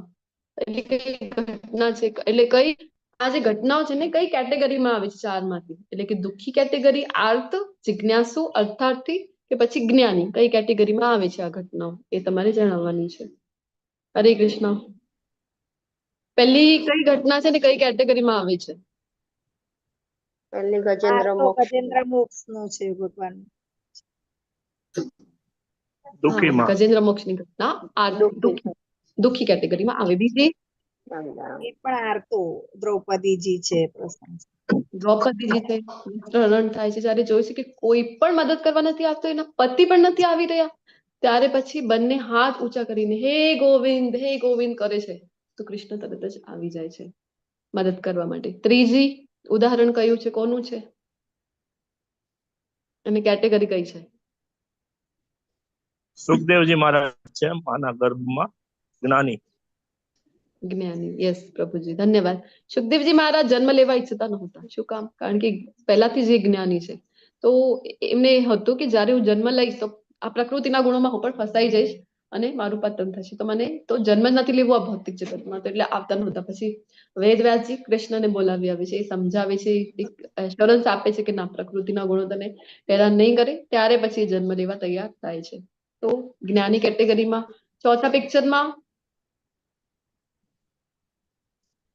પરીક્ષિત કામના વાળા ભગવત પરીક્ષિત મહારાજ પરીક્ષિત મહારાજ પ્રાપ્તિ માટે જ્ઞાન મેળવવા છે. જ્ઞાન સુખદેવજી મહારાજ પાસેથી એ જ્યારે જ્ઞાન લઈ રહ્યા છે. ઓકે, નીચેથી પહેલી જે ઘટના છે નીચેના પિક્ચરમાં અર્થાર્થી ધ્રુવ મહારાજ અર્થાર્થી ધ્રુવ મહારાજ. અર્થાર્થી પહેલા અર્થાર્થી અને પછી એમની કેટેગરી બદલી જાય છે ભગવાનના દર્શન ત્યારે. કઈ કેટેગરી થઈ જાય છે? જ્ઞાની. જ્ઞાની ગયા હતા ત્યારે અર્થાર્થી કેટેગરી હતી, પણ ભગવત દર્શન થયા તો જ્ઞાની કેટેગરી. જ્ઞાની હા, થઈ ગયા. પછી યસ એક્ઝેક્ટલી. પછી એની પાછળ જે ઘટના છે કઈ છે? સુગ્રીવજી. સુગ્રીવજી તે સુગ્રીવજી અર્થાર્થી. પ્રભુ શ્રી રામ સાથે એ પણ આવ્યા હતા. કોઈ ઈચ્છા હતી એમની પણ. કઈ હતી? એમનું જે રાજ્ય એમના ભાઈ બલી મહારાજે લઈ લીધું હતું. બાલીએ લઈ લીધું હતું, તો એમની પાસેથી પાછો પ્રાપ્ત કરવા માટે પ્રભુ શ્રી રામ સાથે એ એક પ્રકારની ડીલ જેવું કરી રહ્યા છે. તો અર્થાર્થી એ પણ કેટેગરી છે, અર્થાર્થી. અને પછી લાસ્ટ પિક્ચર છે એ નેમિષારણના ઋષિઓ. હા, કેટલા ઋષિઓ હતા જે જ્ઞાન પ્રાપ્ત કરવા અહીં આવ્યા છે? 88,000. 88,000. યસ, 88,000. 88,000 ઋષિ મુનિઓ નૈમિષારણ્યમાં કોની પાસે આવ્યા છે ભાગવતમનું જ્ઞાન લેવા માટે? સુખદેવ ગોસ્વામી. સુખદેવ ગોસ્વામી. સુખદેવ ગોસ્વામીજી તો પરીક્ષિત મહારાજ. વેદવ્યાસ. સુત ગોસ્વામીજી. સુત ગોસ્વામી. સુત ગોસ્વામી પાસેથી. અને એ જે ઋષિ મુનિ હતા એમના જે અગ્રણી હતા એ કોણ હતા? સૌનક મુનિ. સૌનક મુનિ. તો શૌનક મુનિ બધાની વતીએ રિક્વેસ્ટ કરે છે ત્યારે સુત ગોસ્વામીજી છે એ નૈમિષારણ્યમાં આટલા ઋષિ મુનિઓને શ્રીમદ ભાગવતમનું જ્ઞાન આપી રહ્યા છે. કઈ કેટેગરી થઈ ગઈ આ? એટલે આ જિજ્ઞાસુ થાય ને માતાજી, ઋષિ મુનિઓ છે એ જિજ્ઞાસુ પ્રશ્નો હા, પૂછે છે. એ પણ જિજ્ઞાસુ છે પરીક્ષિત ઋષિ મુનિઓ મહારાજ. પ્રશ્નો પૂછે છે એટલે જિજ્ઞાસુ. હા જી જી પ્રભુજી, યસ, ધન્યવાદ. તો આપણે વાત કરી ધ્રુવ મહારાજની. ધ્રુવ મહારાજ પહેલા અર્થાર્થી ને પછી જ્ઞાની કેમ બની ગયા? તો શોર્ટમાં એ સમજવાનો પ્રયત્ન કરીએ અહીંયા એક સ્ટોરીના રૂપમાં. તો ધ્રુવ મહારાજ હતા, એમની માતાનું નામ શું હતું અને પિતાનું નામ શું હતું? બતાવો. તારું નામ હરે ઉત્તાનપાદ કૃષ્ણ. હતું. તારું નામ સુનીતિ. સુનીતિ. સુનીતિ. હા, એમની માતા સુનીતિ. ઉત્તાનપાદ રાજા જે છે એ પિતા છે એમના. અને મનુ જે હતા એ દાદા છે. અને બીજી માતા હતી એમનું નામ શું હતું? સુરુચિ. સુરુચિ. તો એક વખતની ઘટના છે કે ઘણા દિવસો પછી રાજા હતા તો રાજાને જવું પડે છે યુદ્ધ કરવા માટે. તો ઘણા દિવસો પછી યુદ્ધમાં ગયા હતા તો આવે છે રાજા. તો નાના બાળકોને કેવું હોય, અત્યારે પણ જોઈએ આપણે તો પપ્પા આવે તો કેટલા ખુશ થઈ જાય, પપ્પા આવી ગયા, પપ્પા આવી ગયા. તો સેમ વે અહીંયા જરા રાજા પાછા આવ્યા છે. તો અહીંયા રાજાના બે પુત્રો છે. એક તો સુનીતિ રાણીથી જે પુત્ર છે એ છે પ્રહલાદ મહારાજ, અને બીજા સુરુચિ રાણીથી એક પુત્ર છે. તો બંને પુત્રો છે ખૂબ જ એટલા જ હર્ષિત થઈ ગયા ને અમારા પપ્પા આવી ગયા, અમારા પપ્પા આવી ગયા. અને હોય ને કે પપ્પાના ગોદીમાં જઈને બેસી જતા હોય છે નાના નાના બાળકો. તો એવી રીતે આ પેલા નાનું જે ભાઈ હતો ધ્રુવ મહારાજનો, સુરુચિ માતાથી જે ભાઈ હતો એ પેલા ગોદીમાં બેસી ગયા. તો ધ્રુવ મહારાજને પણ ઈચ્છા થઈ હું પણ મારા પાપાને હાલ કરું, એમની ગોદીમાં જઈને બેસી જાઉં. એ પણ ફટાફટ ગયા દોડ મૂકીને. અને જેવું બેસવાનું પ્રયત્ન કર્યું ત્યાં તો આ જે સુરુચિ માતા હતા ખૂબ ક્રોધિત થઈ ગયા. કહે છે કે ના, ગોદીમાંથી ઉતર અને ક્યારે પણ વિચાર કરતો નહીં તારા મનમાં આ તારા પિતાની ગોદીમાં અથવા તો આ સિંહાસન ઉપર બેસવા માટે. અને એવું જયારે કહીને ત્યાંથી ભગાવે છે. ખૂબ હર્ટ થાય છે. નાનકડા છે ધ્રુવ મહારાજ, 5 વર્ષના છે, પરંતુ ખૂબ હર્ટ થાય છે. ક્ષત્રિય છે તો લોહી પણ ઉકળે છે એનું. અને પોતાની માતાને, સુનીતિ માતાને જઈને બધું જણાવે છે. તો સુનીતિ માતા છે એ સમજાવે છે કે ના ઠીક છે તારી માતાને ના પાડી તો કે છે પણ રસ્તો તો બતાવો શું કરું. એ જે માતા છે ને સુરુચિ માતા, એમણે તો મને એવું કહી દીધું કે તારે જો આવો અધિકાર જોઈતો હોય ને તારા પિતાની ગોદમાં બેસવાનું તો તું જા નારાયણની શરણે જા, એવું મને કહી દીધું. તો સુનીતિજી કહે ના વાત તો સાચી છે, તો નારાયણના શરણે જા, એ જ તારી સહાયતા કરી શકશે. ત્યારે આ જે ધ્રુવ મહારાજ છે એ વિચાર કરે છે કે નારાયણના શરણે જવું છે, મને તપસ્યા કરવી પડશે, કારણ કે આ જે ઘટના છે એ ક્યારની છે? સતયુગની આ ઘટના છે. તો તપસ્યા કરવા માટે તો વનમાં જવું પડે. પોતાની માતાને કહ્યા વિના નીકળી ગયા છે વનમાં. ત્યાં નારદજી આવે છે, ખૂબ સમજાવે છે કે નાનકડો બાળક છે, કહે છે કે ના, તું તો રાજપુત્ર છે, રાજકુમાર છે, તું કેવી રીતે વનમાં રહે છે? આટલો નાનકડો તો છે, તારી વય તો જો કેટલી છે, તો તું પાછો જા ઘરે. તારી માતાને પણ તારી ચિંતા થતી હશે, તું ઘરે પાછો જા. પરંતુ આ તો ના પાડે છે, ક્ષત્રિય છે, નાનો હોય તો શું થયું, પરંતુ સંકલ્પ લઈને આવ્યો હતો ઘરથી, નિશ્ચય, દૃઢ નિશ્ચય કરીને આવ્યો છે. તો કે છે કે ના, મને તો તપસ્યા જ કરવી છે, હું તો વનમાં જ જઈશ. તો પછી નારદજી છે એમને એક મંત્ર આપે છે અને આશીર્વાદ પણ પોતાના આપે છે. કયો મંત્ર આપે છે નારદજી? ઓમ નમો ભગવતે વાસુદેવાય. ઓમ નમો ભગવતે વાસુદેવાય. આ મંત્ર આપે છે અને આ મંત્રનું પછી જયારે જપ કરવા માટે, તપસ્યા કરવા માટે ધ્રુવ મહારાજ છે એ તૈયાર થાય છે. અને 6 મહિનાની તપસ્યા માત્રમાં ભગવત દર્શન થયા છે. 6 મહિના કેવી રીતે ગાળ્યા છે? તો પહેલા મહિનામાં જે ફળ છે વૃક્ષના એ ખાઈને, પછી જે પાંદડા છે એ પણ નીચે પડેલા પાંદડા હોય વૃક્ષના એ જ ખાવાનું, પછી ફક્ત પાણી જ લેવાનું, પછી પાણી પણ છોડી દીધું, ફક્ત શ્વાસ લેવાનું. અને જયારે 6ઠો મહિનો આવી ગયો આમ કરતા કરતા, તો 6ઠા મહિનામાં શ્વાસ લેવાનું પણ રોકી દે છે, શ્વાસ પણ છોડી દે છે કરવાનું. અહીંયા જો આપણને દેખાઈ રહ્યા છે કે પાંદડા ખાઈ રહ્યા છે નીચેથી લઈને. તો જયારે આવી કઠોર તપસ્યા કરીને તો બધા જ જે બીજા લોકો છે ત્યાં પણ બધાનું વાયુ, જયારે બધાનો શ્વાસ રૂંધાઈ રહ્યો છે એવું બધાને થઈ રહ્યું હતું. બધા બ્રહ્માજી પાસે જાય. પછી બ્રહ્માજી કહે છે કે ચિંતાની કોઈ વાત નથી, હવે ભગવાન છે એમને દર્શન આપવાના છે. તો ભગવાનને પહેલા એમના તપસ્યા ચાલુ હતી હજી, તો એમના હૃદયમાં પહેલા દર્શન આપે છે ભગવાન. અને પછી જયારે ધ્રુવ મહારાજ ધીરે ધીરે આંખ ખોલે છે ત્યારે એમની સમક્ષ ભગવાન છે એ પ્રકટ થાય છે. અને ભગવાનના જયારે આટલા સુંદર દર્શન કર્યા, તો જયારે ધ્રુવ મહારાજ આવ્યા છે ને, શું કામ આવ્યા હતા ઘરથી? તો ગુસ્સામાં આવ્યા હતા અને એમને પ્રાપ્ત કરવું હતું. શું પ્રાપ્ત કરવું હતું? મારી માતાએ એવું કેમ કહી દીધું મને, સુરુચિ માતાએ, કે આ અધિકાર પ્રાપ્ત કરવા નારાયણની શરણે જા? તો મને તો મારા પિતા, મારા દાદા કરતા પણ મોટું એવું રાજ્ય હવે તો જોઈએ છે. અને એવી ઈચ્છા હતી મનમાં, એટલા માટે નીકળ્યા હતા. એટલે તપસ્યા કરી હતી, આટલી ઘોર તપસ્યા કરેલી છે. આ ઈચ્છા મનમાં હતી, પરંતુ જયારે ભગવાનના દર્શન થયા આટલા સુંદર, ત્યારે એમને ખૂબ જ પછતાવો થયો ભગવાનના દર્શન કરીને. અને ત્યારે એવું થયું કે અરે, મારી સમક્ષ તો જો મને તો સોનું મળવાનું હતું, અને સોનું છે મારી પાસે. આ ભગવાનનું જે નામ જપ છે એ કેવું છે? સોના જેવું છે. અને એનો ઉપયોગ મેં કેવી રીતે કર્યો? તો સોનાના ટુકડાનો ઉપયોગ, જો આપણે પેપર વેટ, એટલે કે અમુક પેजेस છે આપણા ઉડી રહ્યા છે ને, એના ઉપર પેપર વેટ હોય, બધાને ખ્યાલ છે, કાચનો હોય. તો હું તો એવી રીતે ઉપયોગ કરી દીધો. આ એકદમ ક્ષુલ્લક વસ્તુની ઈચ્છાથી મેં ભગવાનનું નામ જપ કર્યો છે. ત્યારે એમને પછતાવો થાય છે. પરંતુ ભગવાન આવે છે તો કહે છે કે માંગ, તું કઈ માંગ. તો ના પાડે છે, કહે છે કે ના ભગવાન, હવે મને કાંઈ નથી જોઈતું, તમારા દર્શન થઈ ગયા. તો પહેલા તો એમ ઈચ્છતા હતા કે ભગવાનની સરસ મજાની સ્તુતિ કરે, આટલા સુંદર દર્શન થઈ રહ્યા છે તો, પરંતુ બોલવામાં અસમર્થ હતા, કઈ બોલી શકતા નહોતા ભગવાનના દર્શન પાછળ. તો ભગવાન પોતાનો શંખ છે એ અડાડે છે એમની માથે, અને ત્યારે વાચા ફૂટે છે. ખૂબ સુંદર શ્રીમદ ભાગવતમાં સ્તુતિ છે ધ્રુવ મહારાજની. ભગવાનની સ્તુતિ બહુ ગમે છે, અને ભક્તો દ્વારા કરેલી સ્તુતિનું ખૂબ જ મહત્વ છે. એટલા માટે આપણે પણ, આપણી પાસે એટલું સામર્થ્ય નથી, કલિયુગી જીવ છે, ન તો ભાષાનું એટલો સામર્થ્ય છે, એવા શબ્દકોશો છે, એવું આપણને જ્ઞાન છે કે આપણે ભગવાનની સ્તુતિ કરીએ. તો આપણે શું કરવું જોઈએ પછી? તો આપણે ભક્તો દ્વારા જે કરેલી સ્તુતિઓ છે ને, એ જ આપણે વાંચવી જોઈએ. ધ્રુવ મહારાજની સ્તુતિ છે, પ્રહલાદ મહારાજની, કુંતી મહારાણીની ખૂબ પ્રખ્યાત છે, ભીષ્મદેવની સ્તુતિ, એ આપણે જરૂરથી બોલવાનો પ્રયત્ન કરવો જોઈએ. તો અહીંયા ધ્રુવ મહારાજ ખૂબ સ્તુતિ કરે છે. પછી ભગવાન ઈચ્છા કહે છે, માગો, ના પાડી છે. ત્યારે ભગવાન કહે છે કે ના, તું મારા શરણે આવ્યો હતો કોઈ ઈચ્છા સાથે, તો હું તને જરૂરથી આપીશ. તો ભગવાન એને આપે છે. એમની ઈચ્છા હતી કે પોતાના પિતા, દાદા કરતા પણ મોટું રાજ્ય મને મળે. તો ભગવાન એમને એવું લોક આપી દે છે, એક અલગ લોક આપી દે છે. એ પાછળની વાત છે, મૃત્યુની પાછળની. પરંતુ અહીંયા પણ ભૌતિક જગતમાં કહે છે કે ના, 33,000 વર્ષ સુધી ધ્રુવ મહારાજ એ રાજ્ય કરે છે. અને એવું નથી કે 33,000 વર્ષ સુધી રાજ્ય કર્યું તો હવે ગરડા થઈ ગયા છે, હાથમાં લાઠી આવી ગઈ છે, ખાવા માટે તકલીફ પડી રહી છે, એવું તો નહીં.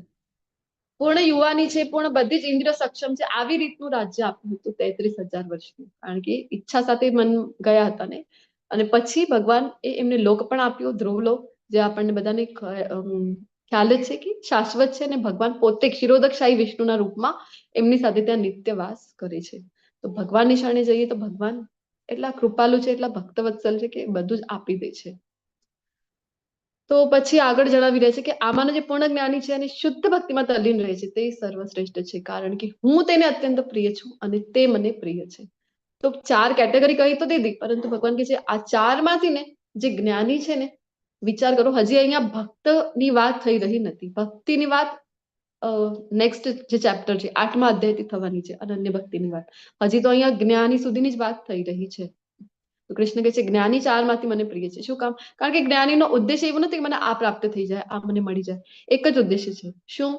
તો મને જાણવું, મારી કેવી રીતે મને વધારે જાણી શકે, મારા ભક્તિમાં પછી આગળ વધી શકે, એટલા માટે એ મને પ્રિય છે, અને કારણ કે હું પણ એને પ્રિય છું. તો ભગવાન પોતે કહે છે, આપણને લાગે ને ભક્તિમાં કોઈ નથી આવી શકતો. બહુનામ જન્મ નામંતે જ્ઞાનવાન મામ પ્રપદ્યતે વાસુદેવ સર્વમિતિ સ મહાત્મા સુદુર્લભ. અનેક જન્મ જન્માંતર પછી જે મનુષ્યને ખરેખર જ્ઞાન થાય છે, તે મને જ્ઞાન થાય છે. તો પછી શું થાય? કયું જ્ઞાન થાય? કે વાસુદેવ સર્વમિતિ, કે કૃષ્ણ છે એ જ સર્વ કારણોના કારણ છે. અને આવું જ્ઞાન પ્રાપ્ત કર્યા પછી શું કરે છે? તો જ્ઞાનવાન મામ પ્રપદ્યતે, આવું જ્ઞાન પ્રાપ્ત કરીને મારા શરણે આવે છે, મારી શરણાગતિ સ્વીકારે છે. તો કૃષ્ણ કહે છે કે આવો મહાત્મા, એને મહાત્મા કીધું છે. આપણને થાય કે મહાત્મા એટલે કોઈની નામની આગળ આપણે મહાત્મા લગાવી દીધું, તો આ મહાત્મા કેટેગરીમાં આવતા નથી. મહાત્મા નામની આગળ લગાવી દેવાથી મહાત્મા ક્યારે બનાય? કૃષ્ણ અહીંયા બતાવી રહ્યા છે. મહાત્મા કોને કહેવાય? જે કૃષ્ણની શરણાગતિ સ્વીકારે છે. તો કહે છે કે આવા મહાત્મા અતિ દુર્લભ હોય છે. મને પૂર્ણ રીતે નહીં જાણનારા બુદ્ધિહીન મનુષ્યો માને છે કે હું પૂર્ણ પુરુષોત્તમ પરમેશ્વર કૃષ્ણ પહેલા નિરાકાર હતો અને હવે મેં આ વ્યક્તિત્વને ધારણ કર્યું છે. તેમના અલ્પ જ્ઞાનને કારણે તેઓ મારી અવિનાશી અને સર્વોપરી પ્રકૃતિને જાણતા નથી. આવા લોકોને બુદ્ધિહીન કીધું છે ભગવાને. શું કામ? કારણ કે એ માને છે પહેલા નિરાકાર હતા અને હવે આ રૂપ ધારણ કર્યું છે. તો ક્યારે તમે મને કહો, આમ લોજિકલી પણ જોવા જઈએ તો કોઈ વસ્તુ પહેલા નિરાકાર છે અને પછી આકાર ગ્રહણ કર્યું, એવું સંભવ છે ખરું? કે ઉદાહરણ રૂપે આપણે જોઈએ કે એક ચેર છે, તો ચેર આપણને લાગે કે લાકડાથી ચેર બનેલી છે, પર તો લાકડો પણ કોઈને કોઈ આકારમાં તો પહેલા હતો જ ને. આવો છે કે લાકડો પહેલા નિરાકાર હતો, એમાંથી એક આકાર મેં આપી દીધો ચેરનો? આવો સંભવ નથી. તો કૃષ્ણ એ જ આપણને સમજાવવાનો પ્રયત્ન કરે છે. એ બુદ્ધિહીન લોકો છે જે આવું માનતા હોય છે, અને પછી જ્યારે આવું માને છે તો પછી ભગવાનની જે વાસ્તવિક પ્રકૃતિ છે એને પણ જાણી શકતા નથી. નાહમ પ્રકાશ સર્વસ્ય યોગ માયા સમાવૃત મોઢો અયમ ના જાનાતી લોકો મામ અજમવ્યયમ. કહે છે કે હું, બધાને એવું થાય કે કૃષ્ણ છે તો દેખાતા કેમ નહીં? ભગવાન હોય તો આવે ને, દર્શન આપે મને, તો હું માનું. મને જે દેખાય છે એ જ છે વાસ્તવમાં. આપણને એવું થાય, પરંતુ આપણે ચર્ચા કરી છે આપણી ઇન્દ્રિયો અપૂર્ણ છે. એ જ વસ્તુ આપણી સમક્ષ છે, આંખો પણ આપણી પાસે છે, પરંતુ જો અંધકાર હોય તો આપણે કોઈ પણ વસ્તુને જોઈ શકતા નથી, કારણ કે આપણી ઇન્દ્રિયો તો આટલી સક્ષમ છે જ નહીં. ભૌતિક ઇન્દ્રિયો છે. ને કૃષ્ણનું સ્વરૂપ કેવું છે? દિવ્ય સ્વરૂપ છે.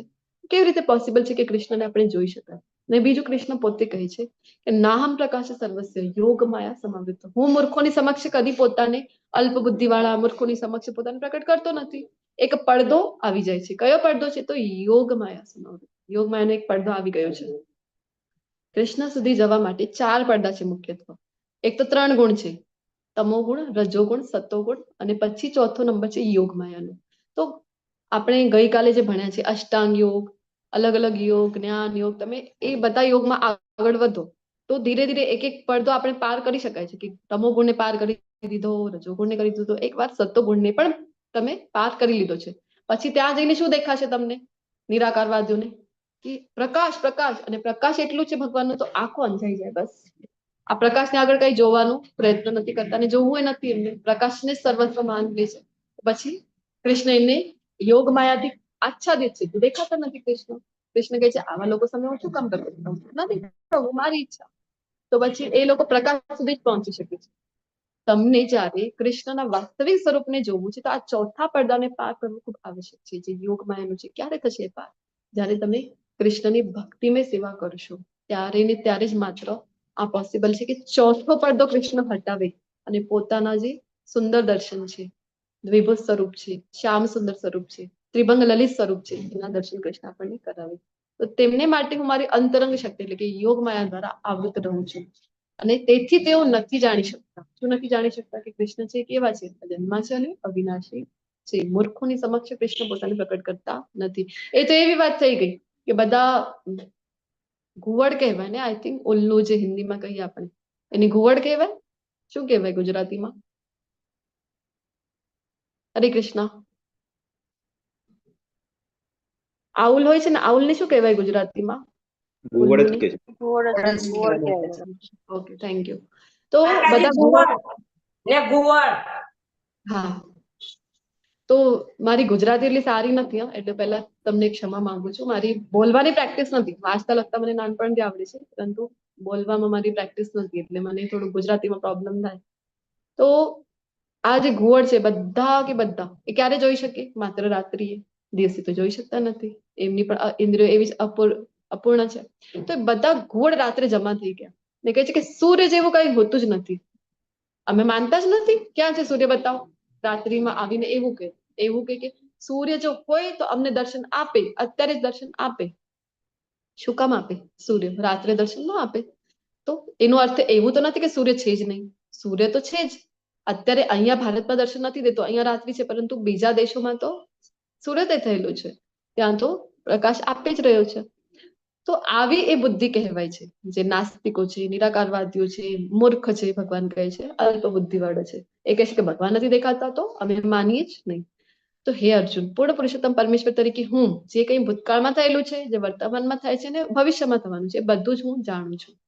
સર્વ જીવોને હું જાણું છું, પરંતુ મને કોઈ જાણતું નથી. કેવી રીતે જાણીએ? આપણે ભક્તિમય સેવા કરીશું તો કૃષ્ણને જાણી શકાય છે. અધરવાઇઝ કૃષ્ણને જાણવા એટલું સહેલું નથી. આપણને થાય કૃષ્ણ બધું જાણે છે, થઈ ગયું, થવાનું છે, બધું જાણે છે, તો અમે શું કામ કર્મ કરીએ? બધું ફિક્સ જ છે ને, જે થવાનું છે નિયતિ દ્વારા, તો શું કામ કર્મ કરીએ આપણે? એક મનુષ્ય જ એવી યોની છે. કર્મયોગના 2 અધ્યાય આપણે ભગવદ્ ગીતામાં ભણ્યા છે. એટલું મહત્વ કૃષ્ણ આપી રહ્યા છે કર્મયોગને. તો એક માત્ર 84 લાખમાંથી એવી યોની છે, મનુષ્ય યોની, જ્યાં આપણી પાસે કર્મની સ્વતંત્રતા છે. બીજી કોઈ યોનીમાં તમે જો તો એ માત્ર પોતાનું ફળ ભોગવી રહ્યા છે. જે કંઈ પહેલા કર્મ કરેલા છે એ માત્ર ભોગવી રહ્યા છે, પરંતુ આપણી પાસે સ્વતંત્રતા છે કર્મની. અને ક્યારે આપણને એવું થાય કે કૃષ્ણ જાણે છે, તો કૃષ્ણ કેવી રીતે જાણે છે? તો આ એવી વાત છે કે આપણે જો જે તે ગુણ સિલેક્ટ કરીએ એ મુજબ કૃષ્ણ જાણે છે કે હવે તારી કઈ ગતિ થશે મને ખબર છે. આપણે ઘરથી નીકળ્યા છે વૃંદાવન જવા માટે, વૃંદાવન જવા નીકળ્યા છે એટલે સત્વગુણ વાંચીએ તો કૃષ્ણ કહે છે હા મને ખબર છે કે તું વૃંદાવન પહોંચીશ. પરંતુ વચમાં જ કોઈ ફ્રેન્ડ નું ફોન આવી ગયું રસ્તામાં, કહે છે કે અમે ગોવા જઈ રહ્યા છે ફરવા, ચાલ તું પણ અમારી સાથે આવ, ખૂબ મજા કરીએ. ને ઈચ્છા પ્રકટ થઈ કે ગોવા જઈએ તો રજોગુણમાં આવી ગયા. પછી ગોવા પહોંચી ગયા તો ત્યાં જઈને બધું જ, હવે ગોવા માટે જયારે ટર્ન લઈ લીધો તો કૃષ્ણ કહે છે હવે મને ખબર છે તારી ગતિ કેવી થવાની છે. હવે ત્યાં જઈને તારા મિત્રો મળશે, બધું ન ખાવાનું ન પીવાની વસ્તુ કરીશ, બધી એવી હરકતો કરીશ ઉટપટાંગ, તો હવે તમોગુણી હરકતો કરીશ, મને ખબર છે તારી સાથે શું થવાનું છે.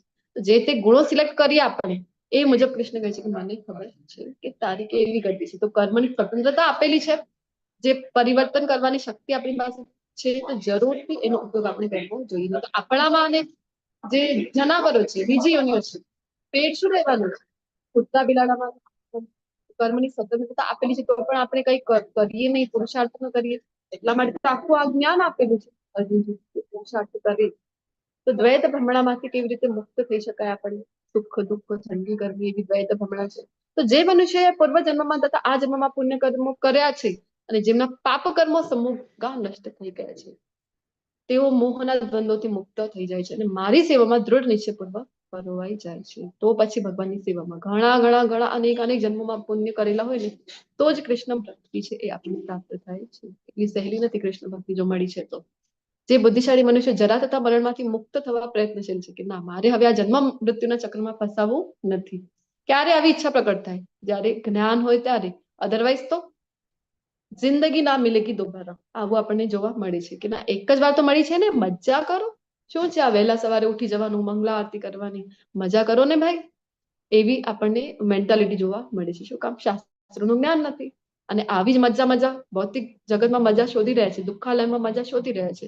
તો ફરીથી ને ફરીથી આ જે ભૌતિક જગત છે અહીંયા જન્મ અને મૃત્યુના ચક્રમાં ફસાતા રહીશું. તો જે પ્રયત્નશીલ છે તેઓ મારી ભક્તિનો આશ્રય કરે છે. ના મને હવે આ ચક્રમાં ફસાવવું નથી, તો પછી ભગવાન તમારા શરણે હવે હું આવું છું. તેઓ વસ્તુતઃ બ્રહ્મ છે. બ્રહ્મ એટલે એવું નહીં કે બ્રહ્માજી, બ્રહ્મ એટલે દિવ્ય. જે કંઈ કૃષ્ણ સાથે સંકળાયેલું છે એ બધું બ્રહ્મ છે, દિવ્ય છે. કારણ કે તેઓ દિવ્ય કર્મો વિશે પૂર્ણપણે જાણે છે.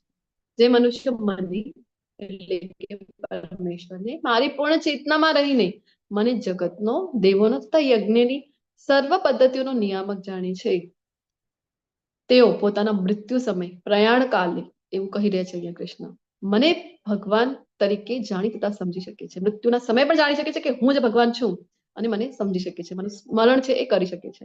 તો આની સાથે આજનો આ જે અધ્યાય છે જ્યાં પોતાના વિષયનું જ્ઞાન ભગવાને આપેલું છે, પરમેશ્વરનું જ્ઞાન, 7મો અધ્યાય પૂર્ણ થાય છે. તમે બધાએ આજ રવિવારના દિવસે પણ મારી સાથે અત્યાર સુધી બની રહેલા છો. ખૂબ ખૂબ આભાર. વાંછા કલ્પતરુભ્યશ્ચ કૃપા સિંધુભ્યેવ ચ પતિતાનાં પાવનેભ્યો વૈષ્ણવેભ્યો નમો નમઃ. અનંત કોટી વૈષ્ણવ કી જય. હરે કૃષ્ણ કૃષ્ણ કૃષ્ણ હરે હરે, હરે રામ